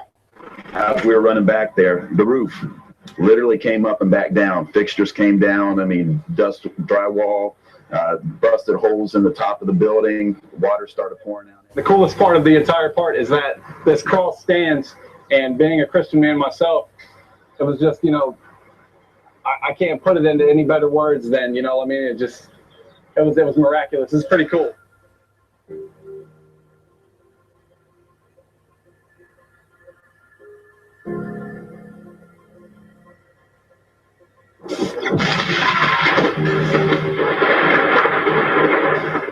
They were very loud and shook my house. Loud explosions rocked neighborhoods on the northeast side of Flint this afternoon, leaving many asking what's going on. They came just hours after the city announced the U.S. Army would be training throughout southeast Michigan, including in the Flint area.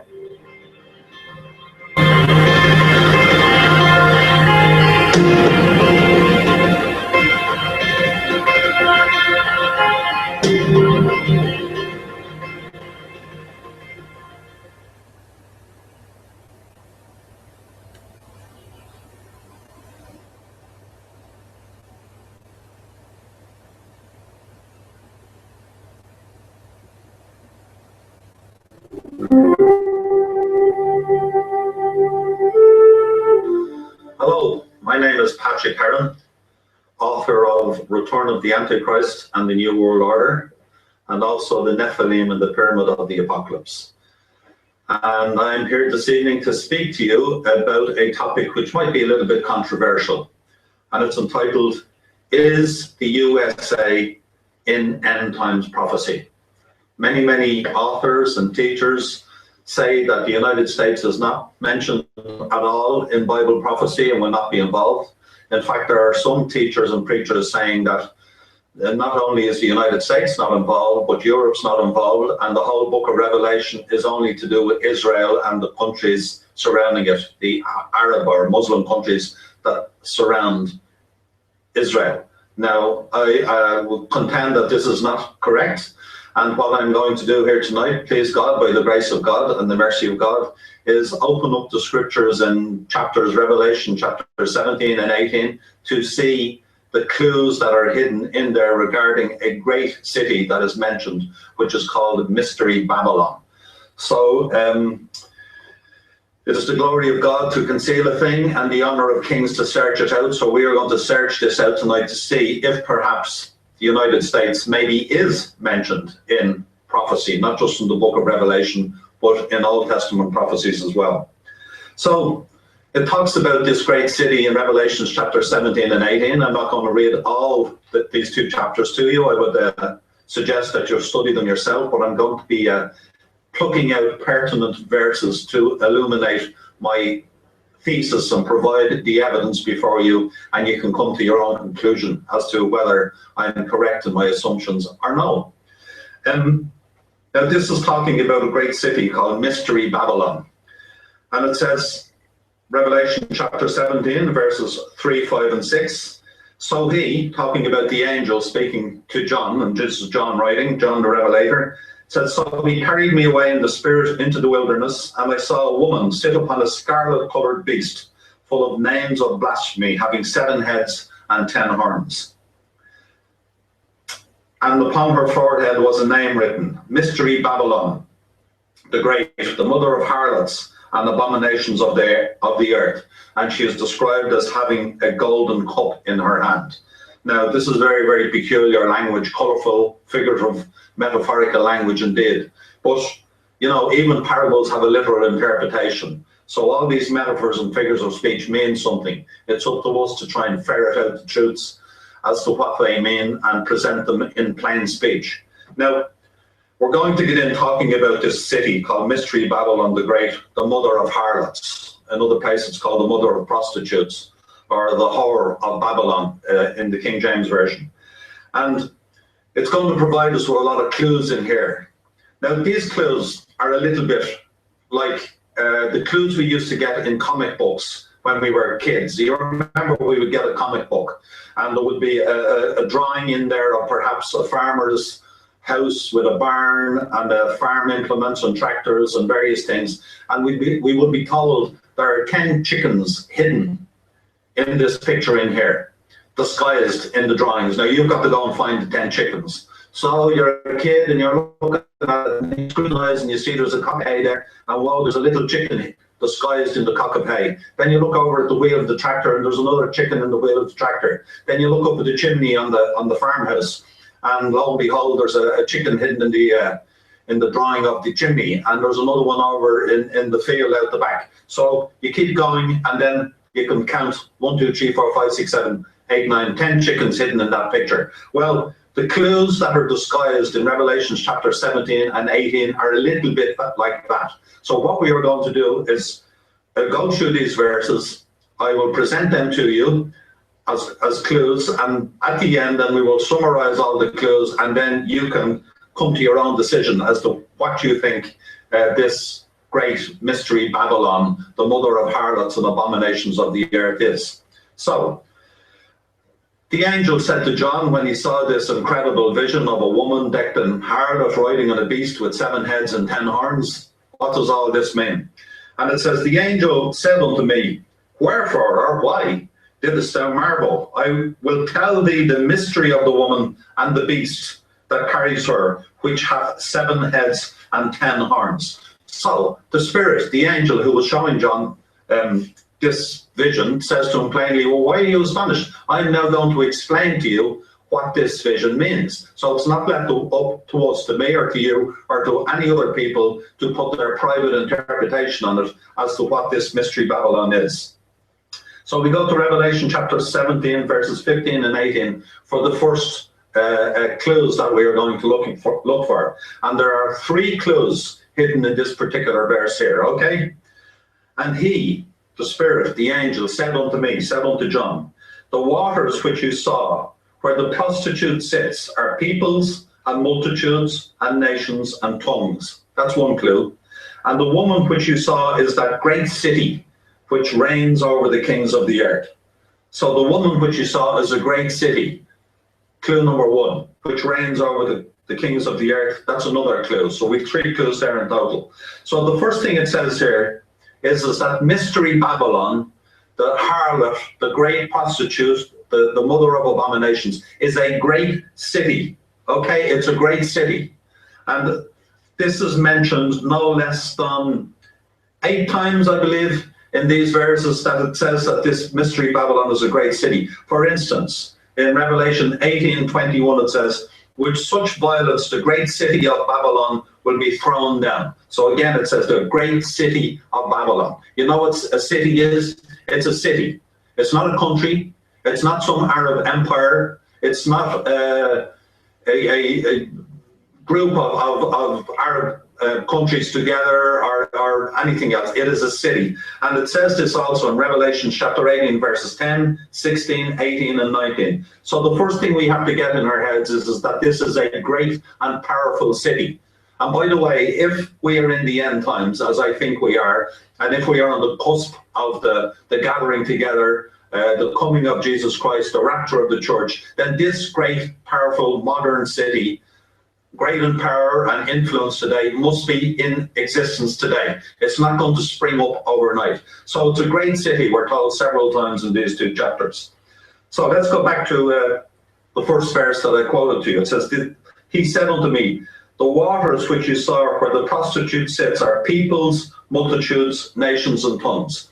So this is a great city, number 1. And number 2, the people that populate this city, the citizens of this city, are peoples and multitudes and nations and tongues. In other words, it is a multicultural population. Many of the people that populate this city were not born there. They speak different languages. That's clue number 2.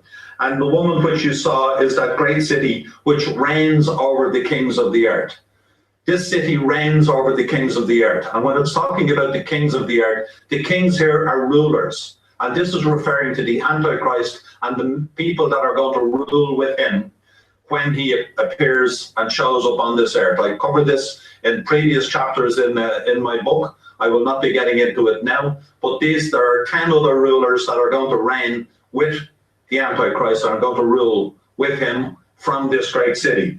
And that's what it means when it says, and the woman which you saw is that great city which reigns over the kings of the earth. In other words, the kings of the earth, the Antichrist and his henchmen, his rulers, are going to reign from this great city. That's what it means. Their headquarters are going to be in this great city. And by the way, a ruler there just means, or a king here rather, means a ruler, which could be a governor or a president or a chairman, you know, head of an organization. That's what they are, and they are going to reign from this city.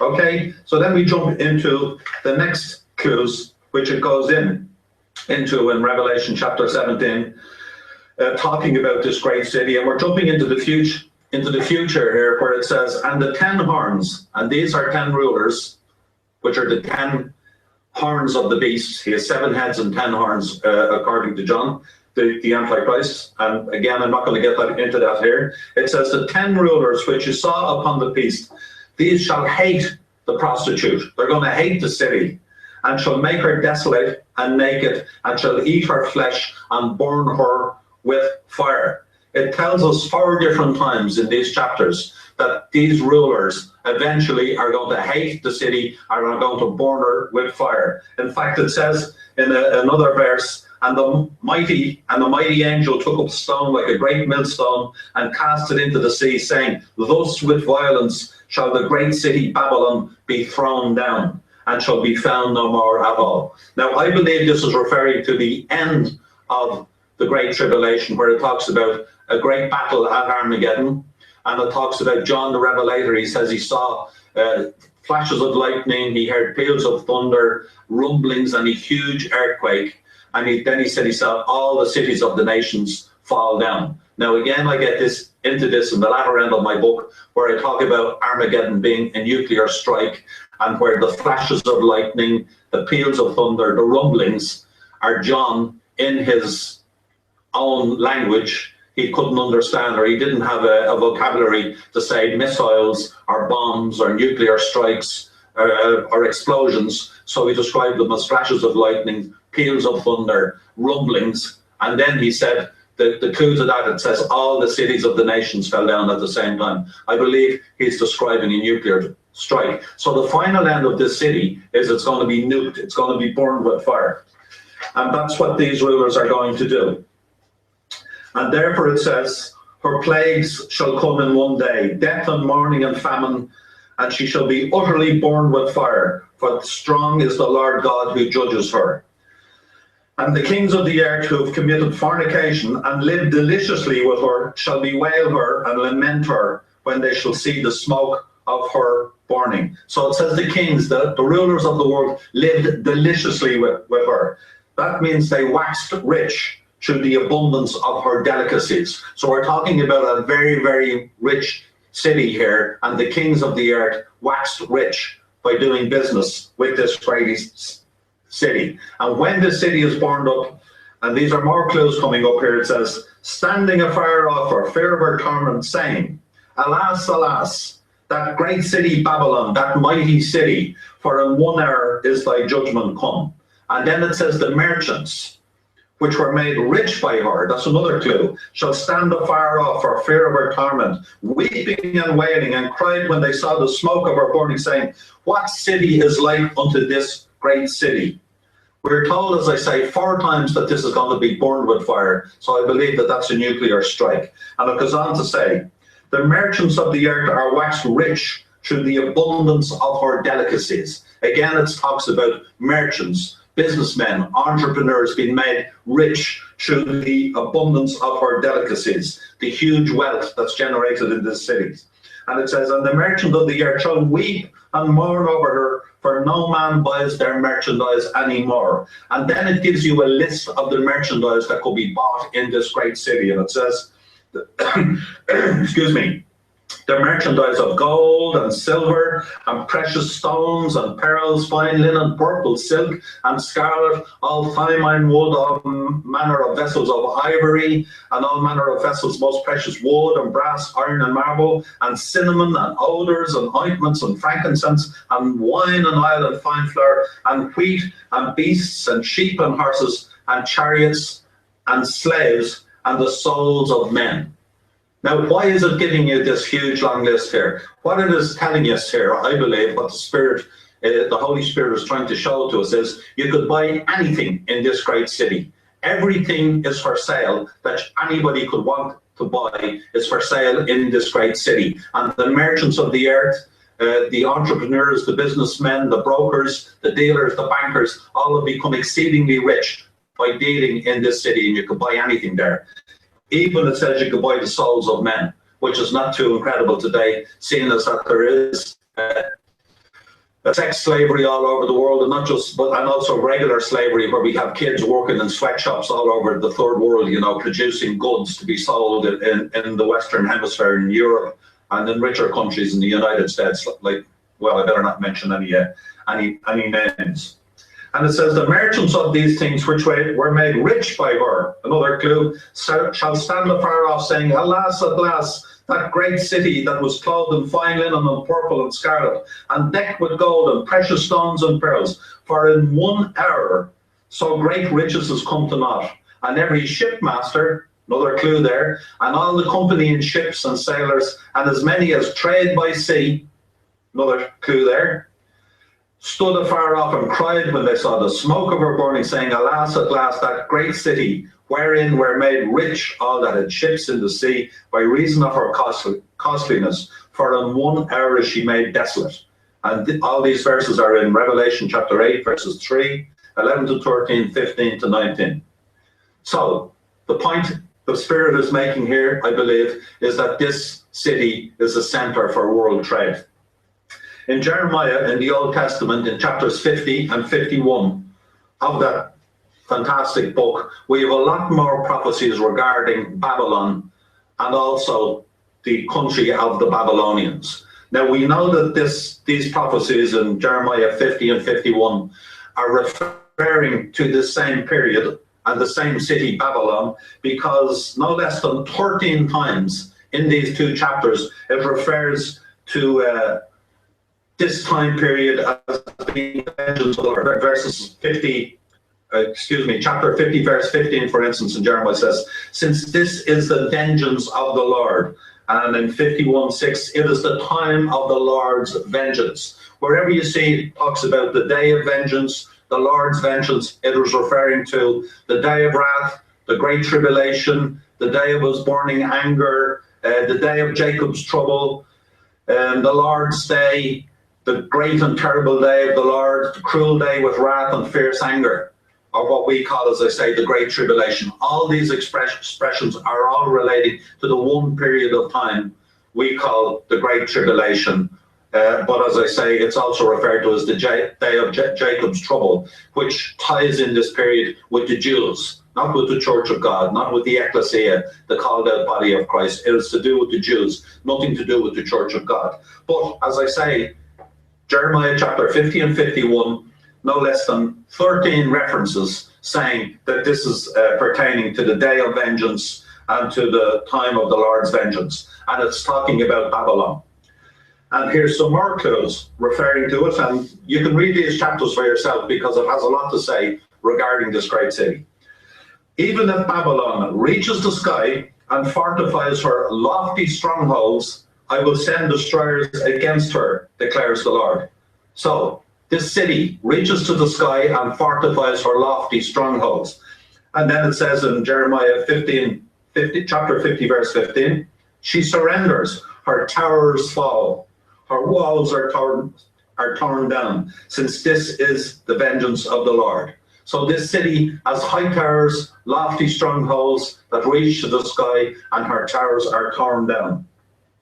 And then it goes on in Jeremiah 50, verse 1, this is the word of the Lord spoken through Jeremiah the prophet concerning Babylon and the land of the Babylonians. Now, I want to knock something on the head here, where a lot of people say, oh, this is talking about Babylon in Iraq, and Babylon is going to be rebuilt again, and Saddam Hussein already began to rebuild it. And in the end times, it's going to pop up and it's going to be a powerful city. It's totally wrong, because in Revelation chapter 11, it talks about Sodom and Egypt, where also our Lord was crucified. That's right. In Revelation chapter 11, it talks about Sodom, that very evil city, Sodom and Gomorrah, together with Egypt, and it says, wherein our Lord was crucified. Well, we know Jesus Christ was not crucified in Sodom or in Egypt. So we have these two places, Egypt and Sodom, put as figures of speech because they're so evil. And they're saying that our Lord was crucified there. So we know that our Lord was crucified in Jerusalem. But when this end times comes, Jerusalem is going to be an exceedingly evil place, and it's comparing it to Sodom and to Egypt. In the same way, this city, this great, powerful, influential city that exists and it is in extant today, is referred to as Babylon. And as I say, as I unravel the rest of these clues, you'll know what I'm talking about. So don't confuse it with this Babylon out in the desert in the middle of Iraq, which, by the way, its closest seaport is hundreds of miles away. It's not the center of world trade. No businessmen or brokers or bankings are making huge fortunes out of it. It doesn't have a multicultural population, and it has no influence in the world. It doesn't even reckon, you know, on any influential, powerful world stage when you think of towns like London or Paris or Beijing or Tokyo or Singapore or other places like that. So it's not talking about a literal Babylon. That place was nothing only a ruin fallen around out in the middle of the desert, and there's only one tribe basically that lived there, and they are Arab. So don't confuse this Babylon with the old Babylon of Iraq, which was great, you know, thousands of years BC. So Jeremiah then, he opens this out. He said, this is the word of the Lord spoken through Jeremiah the prophet concerning Babylon and the land of the Babylonians. So now he's including the rest of the country together with this city. And it says in Jeremiah 51 verse 24, before your eyes I will repay Babylon and all who live in Babylonia. So we're talking about the city and the country again here. Now there are many other prophecies in chapters 50 and 51 concerning this great city and the country, and also in Revelation 17 and 18. I'm not going to go through them all now, but I'm going to summarize now the clues that I've given you so far. And these are the little chickens that we've counted out and we've plucked out of the background of the sketch that's been put there for us. These are the clues we have decoded. First of all, it says the implication is that this great city is a sea trading city. Everything is for sale that anyone could ever want to buy in this city. Clue number 2. Number 3, it is a financial center for world trade and commerce. 4, businessmen have made vast fortunes by trading with this city. 5, this city has high towers and lofty strongholds that reach to the sky. Next, this city has a multicultural population drawn from all corners of the globe. Next, the headquarters of the government of the Antichrist and those who will rule with him will rule from its offices within this great city. That's what it means when it says the city reigns over the kings of the earth. In other words, the kings, the rulers of the earth, the Antichrist and his comrades are going to reign or rule from this great city. This city is described as the mother of prostitutes and has a golden cup in her hand and sits on many waters.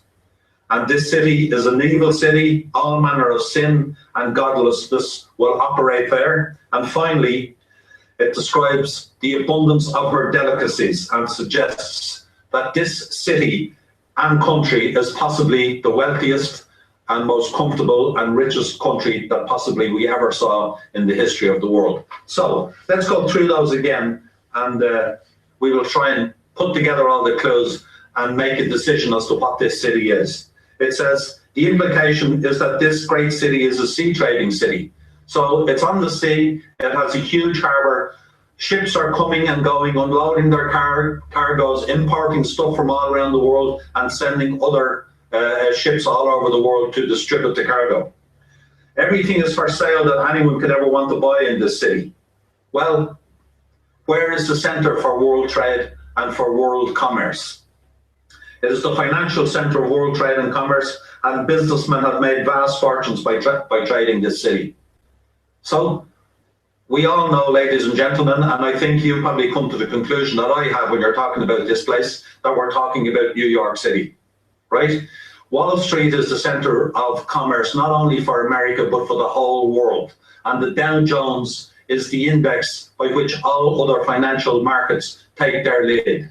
As somebody said, if Wall Street gets a cold, then we get pneumonia, the rest of the world. And this can be evidenced today by the fact that many of the economies in the Western Hemisphere are on the brink of collapse, especially here in Ireland, because of the shenanigans of the financial denizens of Wall Street and their financial packages and products that they sold that had nothing behind them, and that has caused the world to come to the brink of financial collapse.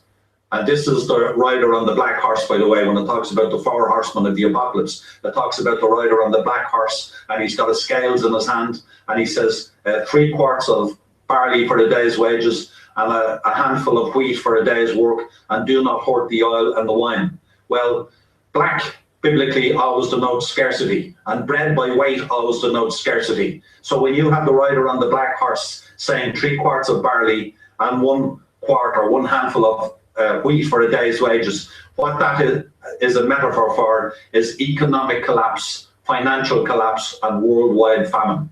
But again, that's another chapter in my book. I'm not going to go there now. The point is that New York City, Wall Street, the Dow Jones, Bernstein's, Goldman Sachs, who we were told recently rules the world. This is the center for world trade. Everything that you could ever want to buy and sell comes from and through New York City. And businessmen have made vast fortunes by trading with this city. Again, many times it's talking about the riches that have been made by businessmen and shipmasters and all those that have ships on the sea. This is brokers, international traders, financial wizards, bankers, entrepreneurs, businessmen have made vast fortunes. I saw a documentary recently called Inside Job on the whole collapse of the financial markets a couple of years ago in Wall Street, and it talked about one guy who was the chairman of one of the financial institutions there, and he paid himself $445 million in 1 year.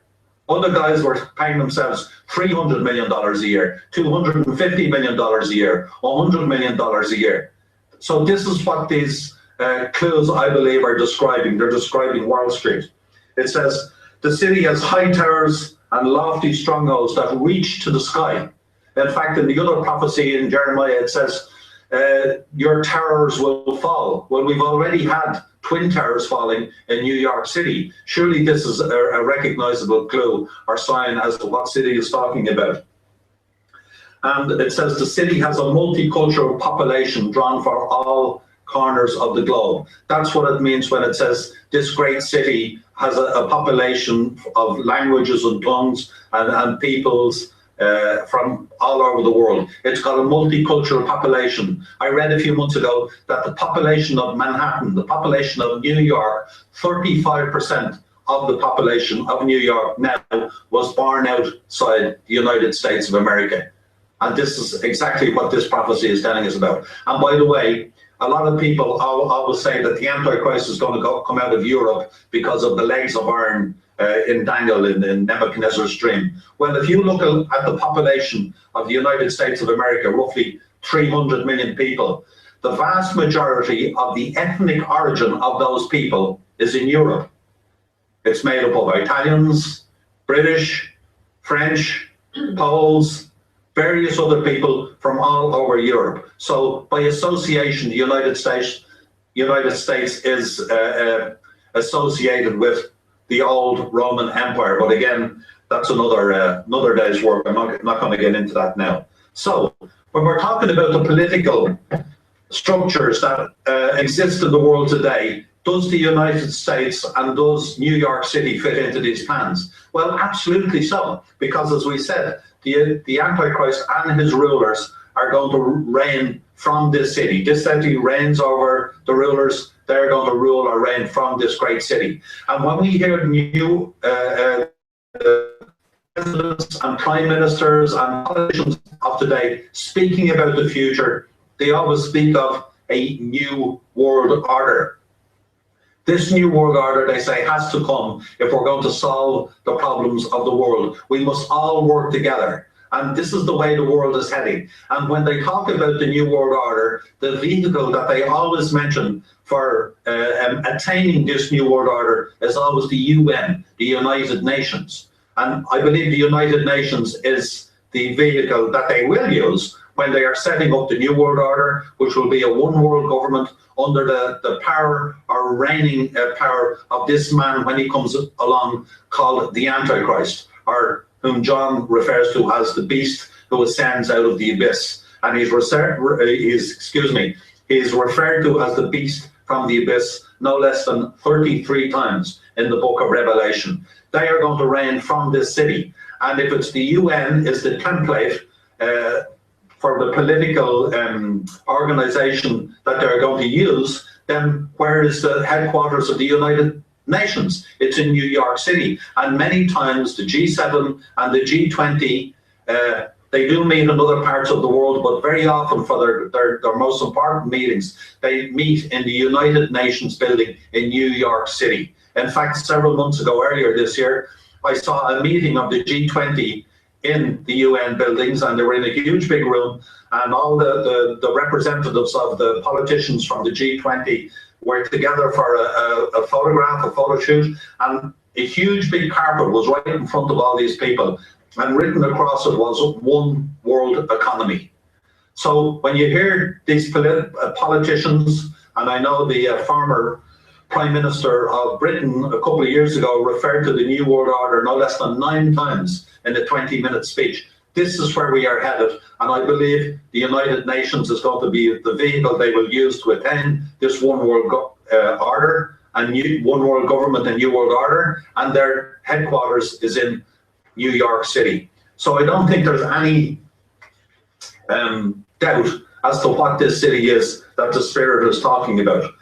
And then I came across another prophecy in Jeremiah regarding Babylon and what's going to happen to it in the future. And when I read it, I sort of wasn't going to include it in my book because I thought it was too far-fetched to contemplate. But it says in Jeremiah chapter 51, verses 42, it says, regarding Babylon, this great city, it says, the sea will rise over Babylon, its roaring waves will cover her. The sea will rise over Babylon, its roaring waves will cover her. I remember reading that and thinking, well, I can't put that into my book, it's too far-fetched. And then sometime later one night I was out for dinner with my wife and some friends, and we were coming home very late one night, and I can distinctly remember getting out of my car at about 10 to 2 in the morning outside my house. It was late, and it suddenly struck me. At the end of the Great Tribulation, as I said earlier, there is going to be a huge nuclear warfare. This is when John talks about Armageddon, where an army numbering 200 million come up from the east. They wipe out about a third of the population in their march westward. They're met at this valley in northern Israel called the Valley of Megiddo. They're met there by a huge power from the west under the power of this Antichrist. And then there's a Mexican standoff, what I call a Mexican standoff. And then at the end of the seventh vial, the seventh bowl, and the seventh trumpet, all the prophecies say the same thing. And it says, John said he saw flashes of lightning, he heard peals of thunder, rumblings, and then what he described as a huge earthquake. And it said, the world had never seen an earthquake like this ever before. And it said, all the cities of the nations fell down. Well, as I was saying, John was in his 80s, maybe his 90s when he wrote the book of Revelation. He could only describe what he saw in his vision with the vocabulary that he had. He could not say, I saw nuclear missiles taking off. He said, I could not hear explosions. I did not see missiles striking cities and they all fell down. So he said he saw flashes of lightning, like the flashes of lightning we see when we see Iraq being invaded, for instance, and we see missiles firing up. Flashes of lightning, flashes of lightning. Then if you're standing near these things, it sounds like peals of thunder, like huge cracks in your ear as they go off. He described this as peals of thunder. Then he said he heard rumblings. This is the rumblings of the bombs in the far distance as they hit their target. And then, of course, the final one, he says, was a huge earthquake. And it says there was no earthquake ever like this in the world before. And the main clue he said he saw was all the cities of the nations fell down at the same time. Ladies and gentlemen, there's only one thing that's going to make all the cities of the nations fall down at the same time, and that is a nuclear strike. So it suddenly hit me as I got out of my car that night.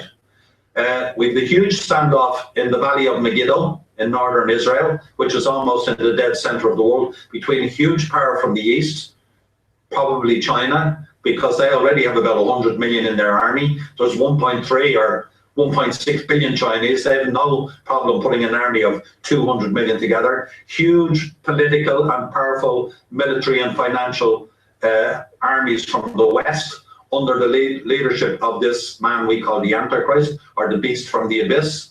There's a Mexican standoff. Somebody chokes, pushes the button, the other side pushes the button, and all of a sudden you've got 30 or 40,000 nuclear warheads fired into the atmosphere at the same time. They all pass one another in midair, and then when they strike, a matter of minutes later, all hit their targets. That's when it talks about New York is going to be nuked. She will be burned with fire, we're told 4 times. All her judgments are going to come in 1 hour, I believe, as a nuclear strike. But it just suddenly struck me, what will be the seismic effect on the crust of the earth of 30 or 40,000 or perhaps more nuclear warheads all hitting the crust of the earth at the same time? And then I thought, it's going to send off huge tsunamis around the world. All across the oceans of the world where these bombs hit, there'll be huge waves, huge tsunamis. And that's why the prophecy in Jeremiah chapter 51, verse 42 says, the sea will rise over Babylon. Its roaring waves will cover her. New York is going to be wiped out by a tsunami after it's nuked. And it's very interesting because this ties in with the other prophecy where it says the angel took up a huge millstone and threw it into the sea and said, this is the judgment that's going to come on this city. And if you can imagine a huge millstone being taken up and flung into the sea, what's going to happen is it's going to cause a huge wave, a tsunami. And interestingly enough, in the Cathedral of St. John the Divine in New York, there are murals on the wall of sculpture, and it actually shows skyscrapers in New York being overtaken by a huge wave. Now, don't ask me how come whoever made that knew what was going on or knew this prophecy, but that is what is in this sculpture in New York City. So, to wrap up, what I am saying is that all these authors and teachers and writers who proclaim that the United States has nothing to do with end times prophecy, or that America in particular is not mentioned in the book of Revelation or elsewhere in end times prophecy, I believe they are incorrect. And I believe that all these clues which I've presented before you here today are pointing at one city and one city only, and that's New York City. Dow Jones, Wall Street, Manhattan, skyscrapers, the center of the world, multicultural population, richest people in the world go there. Wall Street sneezes, everybody else gets pneumonia. And again, I say that's why the world is almost on the brink of financial collapse today, because of what's gone on with these so-called wizards and financial gurus in this great and mighty city. And it's my contention that the Antichrist and his henchmen, together with human politicians, are going to reign from this great city. Their headquarters, their offices will be in the United Nations in New York City, and it's from there that they will rule the one world government under the auspices of the New World Order, and this is what is coming down in the future. I cover this in much more great detail in my book, Return of the Antichrist and the New World Order, which you can get on Amazon Books. It's also an audiobook. It's also an ebook, so it's good for Kindles or smartphones or Nooks or you know, e-readers, or as I say, an audiobook where I'm reading it. So you'll be able to listen to the dulcet tones of my mellifluous, melodious Irish brogue as I read Return of the Antichrist and the New World Order. It's only $10 and a few cents on Amazon Books, or you can buy it in Barnes & Noble or get it in Christian bookshops. And what I'd like for people to do is to buy this book, read it, and then give it away. Give it to your brother or your sister or your mother or your father who's not a Christian. Give it away to people that you work with that have not accepted Jesus as their Lord and Savior. And perhaps they will come to a knowledge of Jesus as a result of that. And if they don't, and if they are left behind here after the gathering together of the church, or the rapture of the church, when Jesus comes back, I'm a bit naughty when there's a rule, I like to break it, so I decided to do a width and went under and above the lane system, just to sort of annoy everyone. But it backfired hugely because over the last one in the fast lane, I didn't realise I lost my tankini bottoms. I got out and didn't realise until rising upon that I had was just with the tankini on. So quickly, just in a moment of panic, jumped back into the pool. Way too often we hear stories of law-abiding gun owners being labeled as vigilantes and the violent thugs being painted as sweet.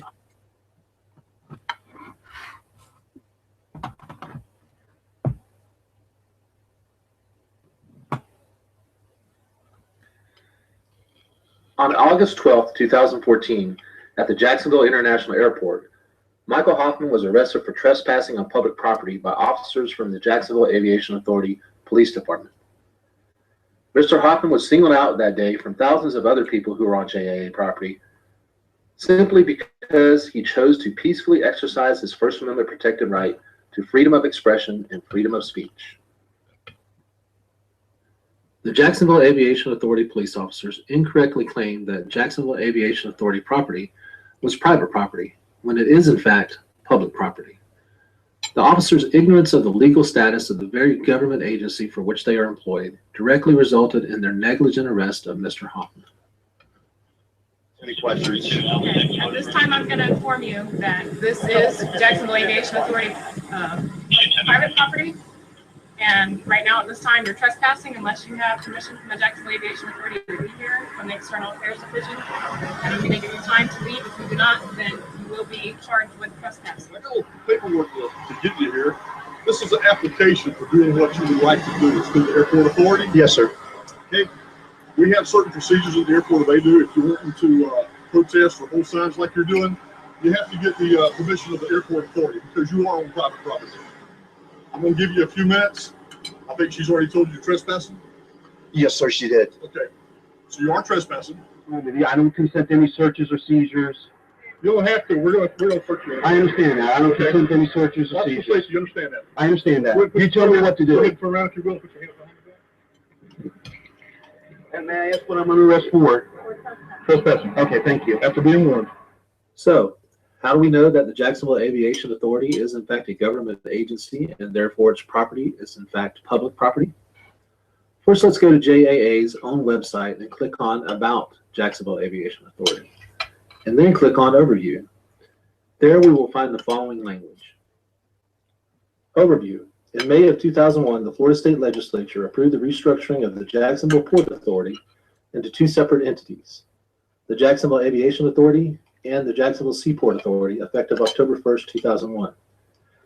The Jacksonville Aviation Authority, an independent government agency created by the Florida Legislature. Next, the Florida Supreme Court says Jacksonville Aviation Authority is a public body. In 2008, the Florida Supreme Court stated in a ruling from the case Jackson Shaw Company versus Jacksonville Aviation Authority, the JAA is a public body established by Florida law to develop and administer public airports in Jacksonville, Florida. It is a political subdivision of the state of Florida.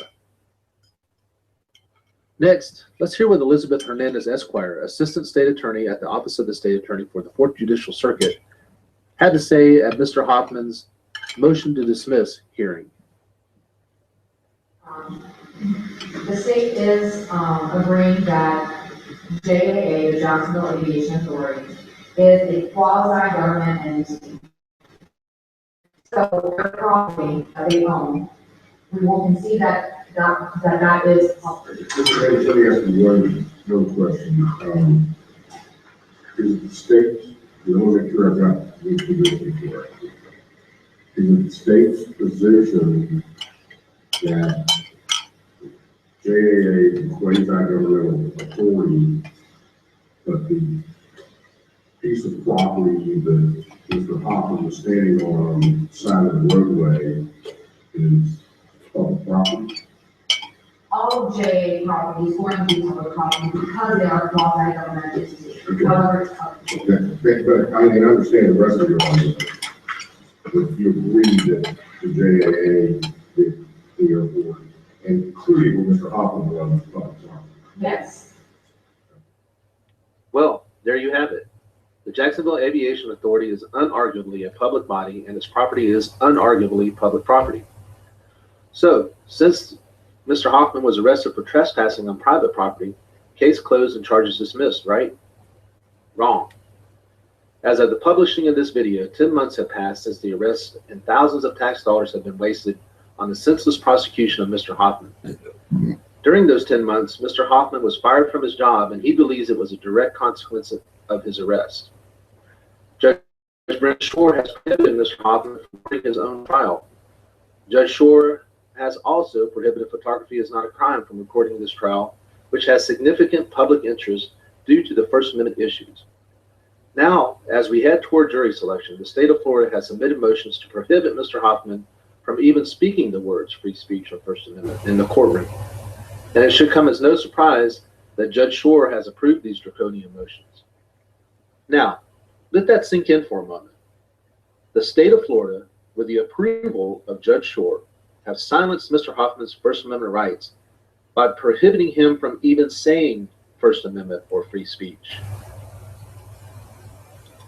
Since it has been settled that Jacksonville Aviation Authority property is in fact public property, I decided to conduct a First Amendment audit in front of the Jacksonville Aviation Authority headquarters building at the Jacksonville International Airport where Mr. Hoffman was arrested.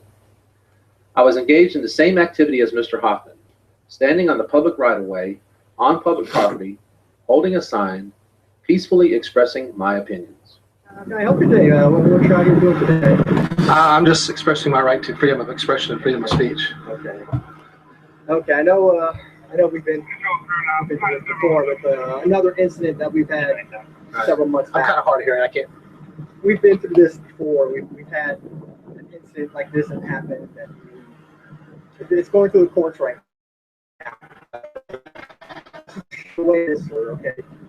You know, we're not here to take away your freedom of expression, your freedom of speech, but there are procedures that you have to go through in order to be able to express your freedom of speech right, okay?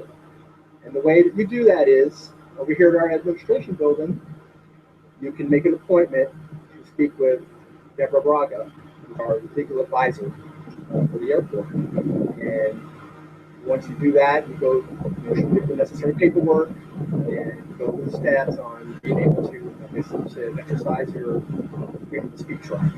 Okay. Let's pause here for a moment to recap the information disseminated to us by Officer Salinas, who is an official representative of the Jacksonville Aviation Authority. Jacksonville Aviation Authority official policy is that we're not here to take away your freedom of speech, but you need to get a permission slip from us before you can have freedom of speech. And the way you get a permission slip from us is by setting up an appointment with JAA legal advisor Deborah Braga, and she will decide what you can or can't say. So, when did the Jacksonville Aviation Authority and the state of Florida appoint Deborah Braga as the official free speech czar? Oh, Jacksonville Aviation Authority legal counsel Deborah Braga and mighty free speech czar, please allow me to say what I would like to say. I promise that I won't say anything critical about you or your organization. Okay. And just stand off on the side of the road and have signs, you know, expressing your wishes, whether it's freedom of speech or, you know, just having signs up on the side and then just, you know, saying, you know, this is, you know, whatever, you know, you're trying to, whatever message you're trying to convey. Okay. Okay.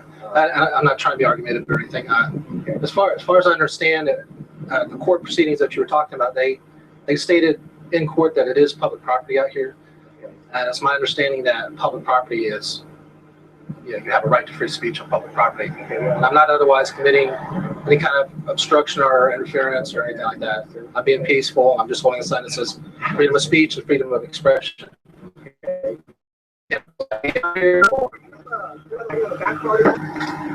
Freedom of expression. It says freedom of speech and freedom of expression. Okay, Okay, am I good to be out here? for now. Okay, but I want to be clear. I want to make sure that I'm not going to get arrested or. Nobody said you're under arrest. Okay. So am I good to stay out here? Okay, thank you. Mr. Hoffman and I were engaged in the same activity of peacefully holding up signs expressing our First Amendment protected right to freedom of speech and freedom of expression on public property. So, why was Mr. Hoffman arrested for trespassing but I was not? Is it because Jacksonville Aviation Authority officials approved of the language on my sign but did not approve of the language on Mr. Hoffman's sign? Are Jacksonville Aviation Authority officials therefore claiming the authority to censor free speech based on its content and whether or not they like it? You guys have a good day.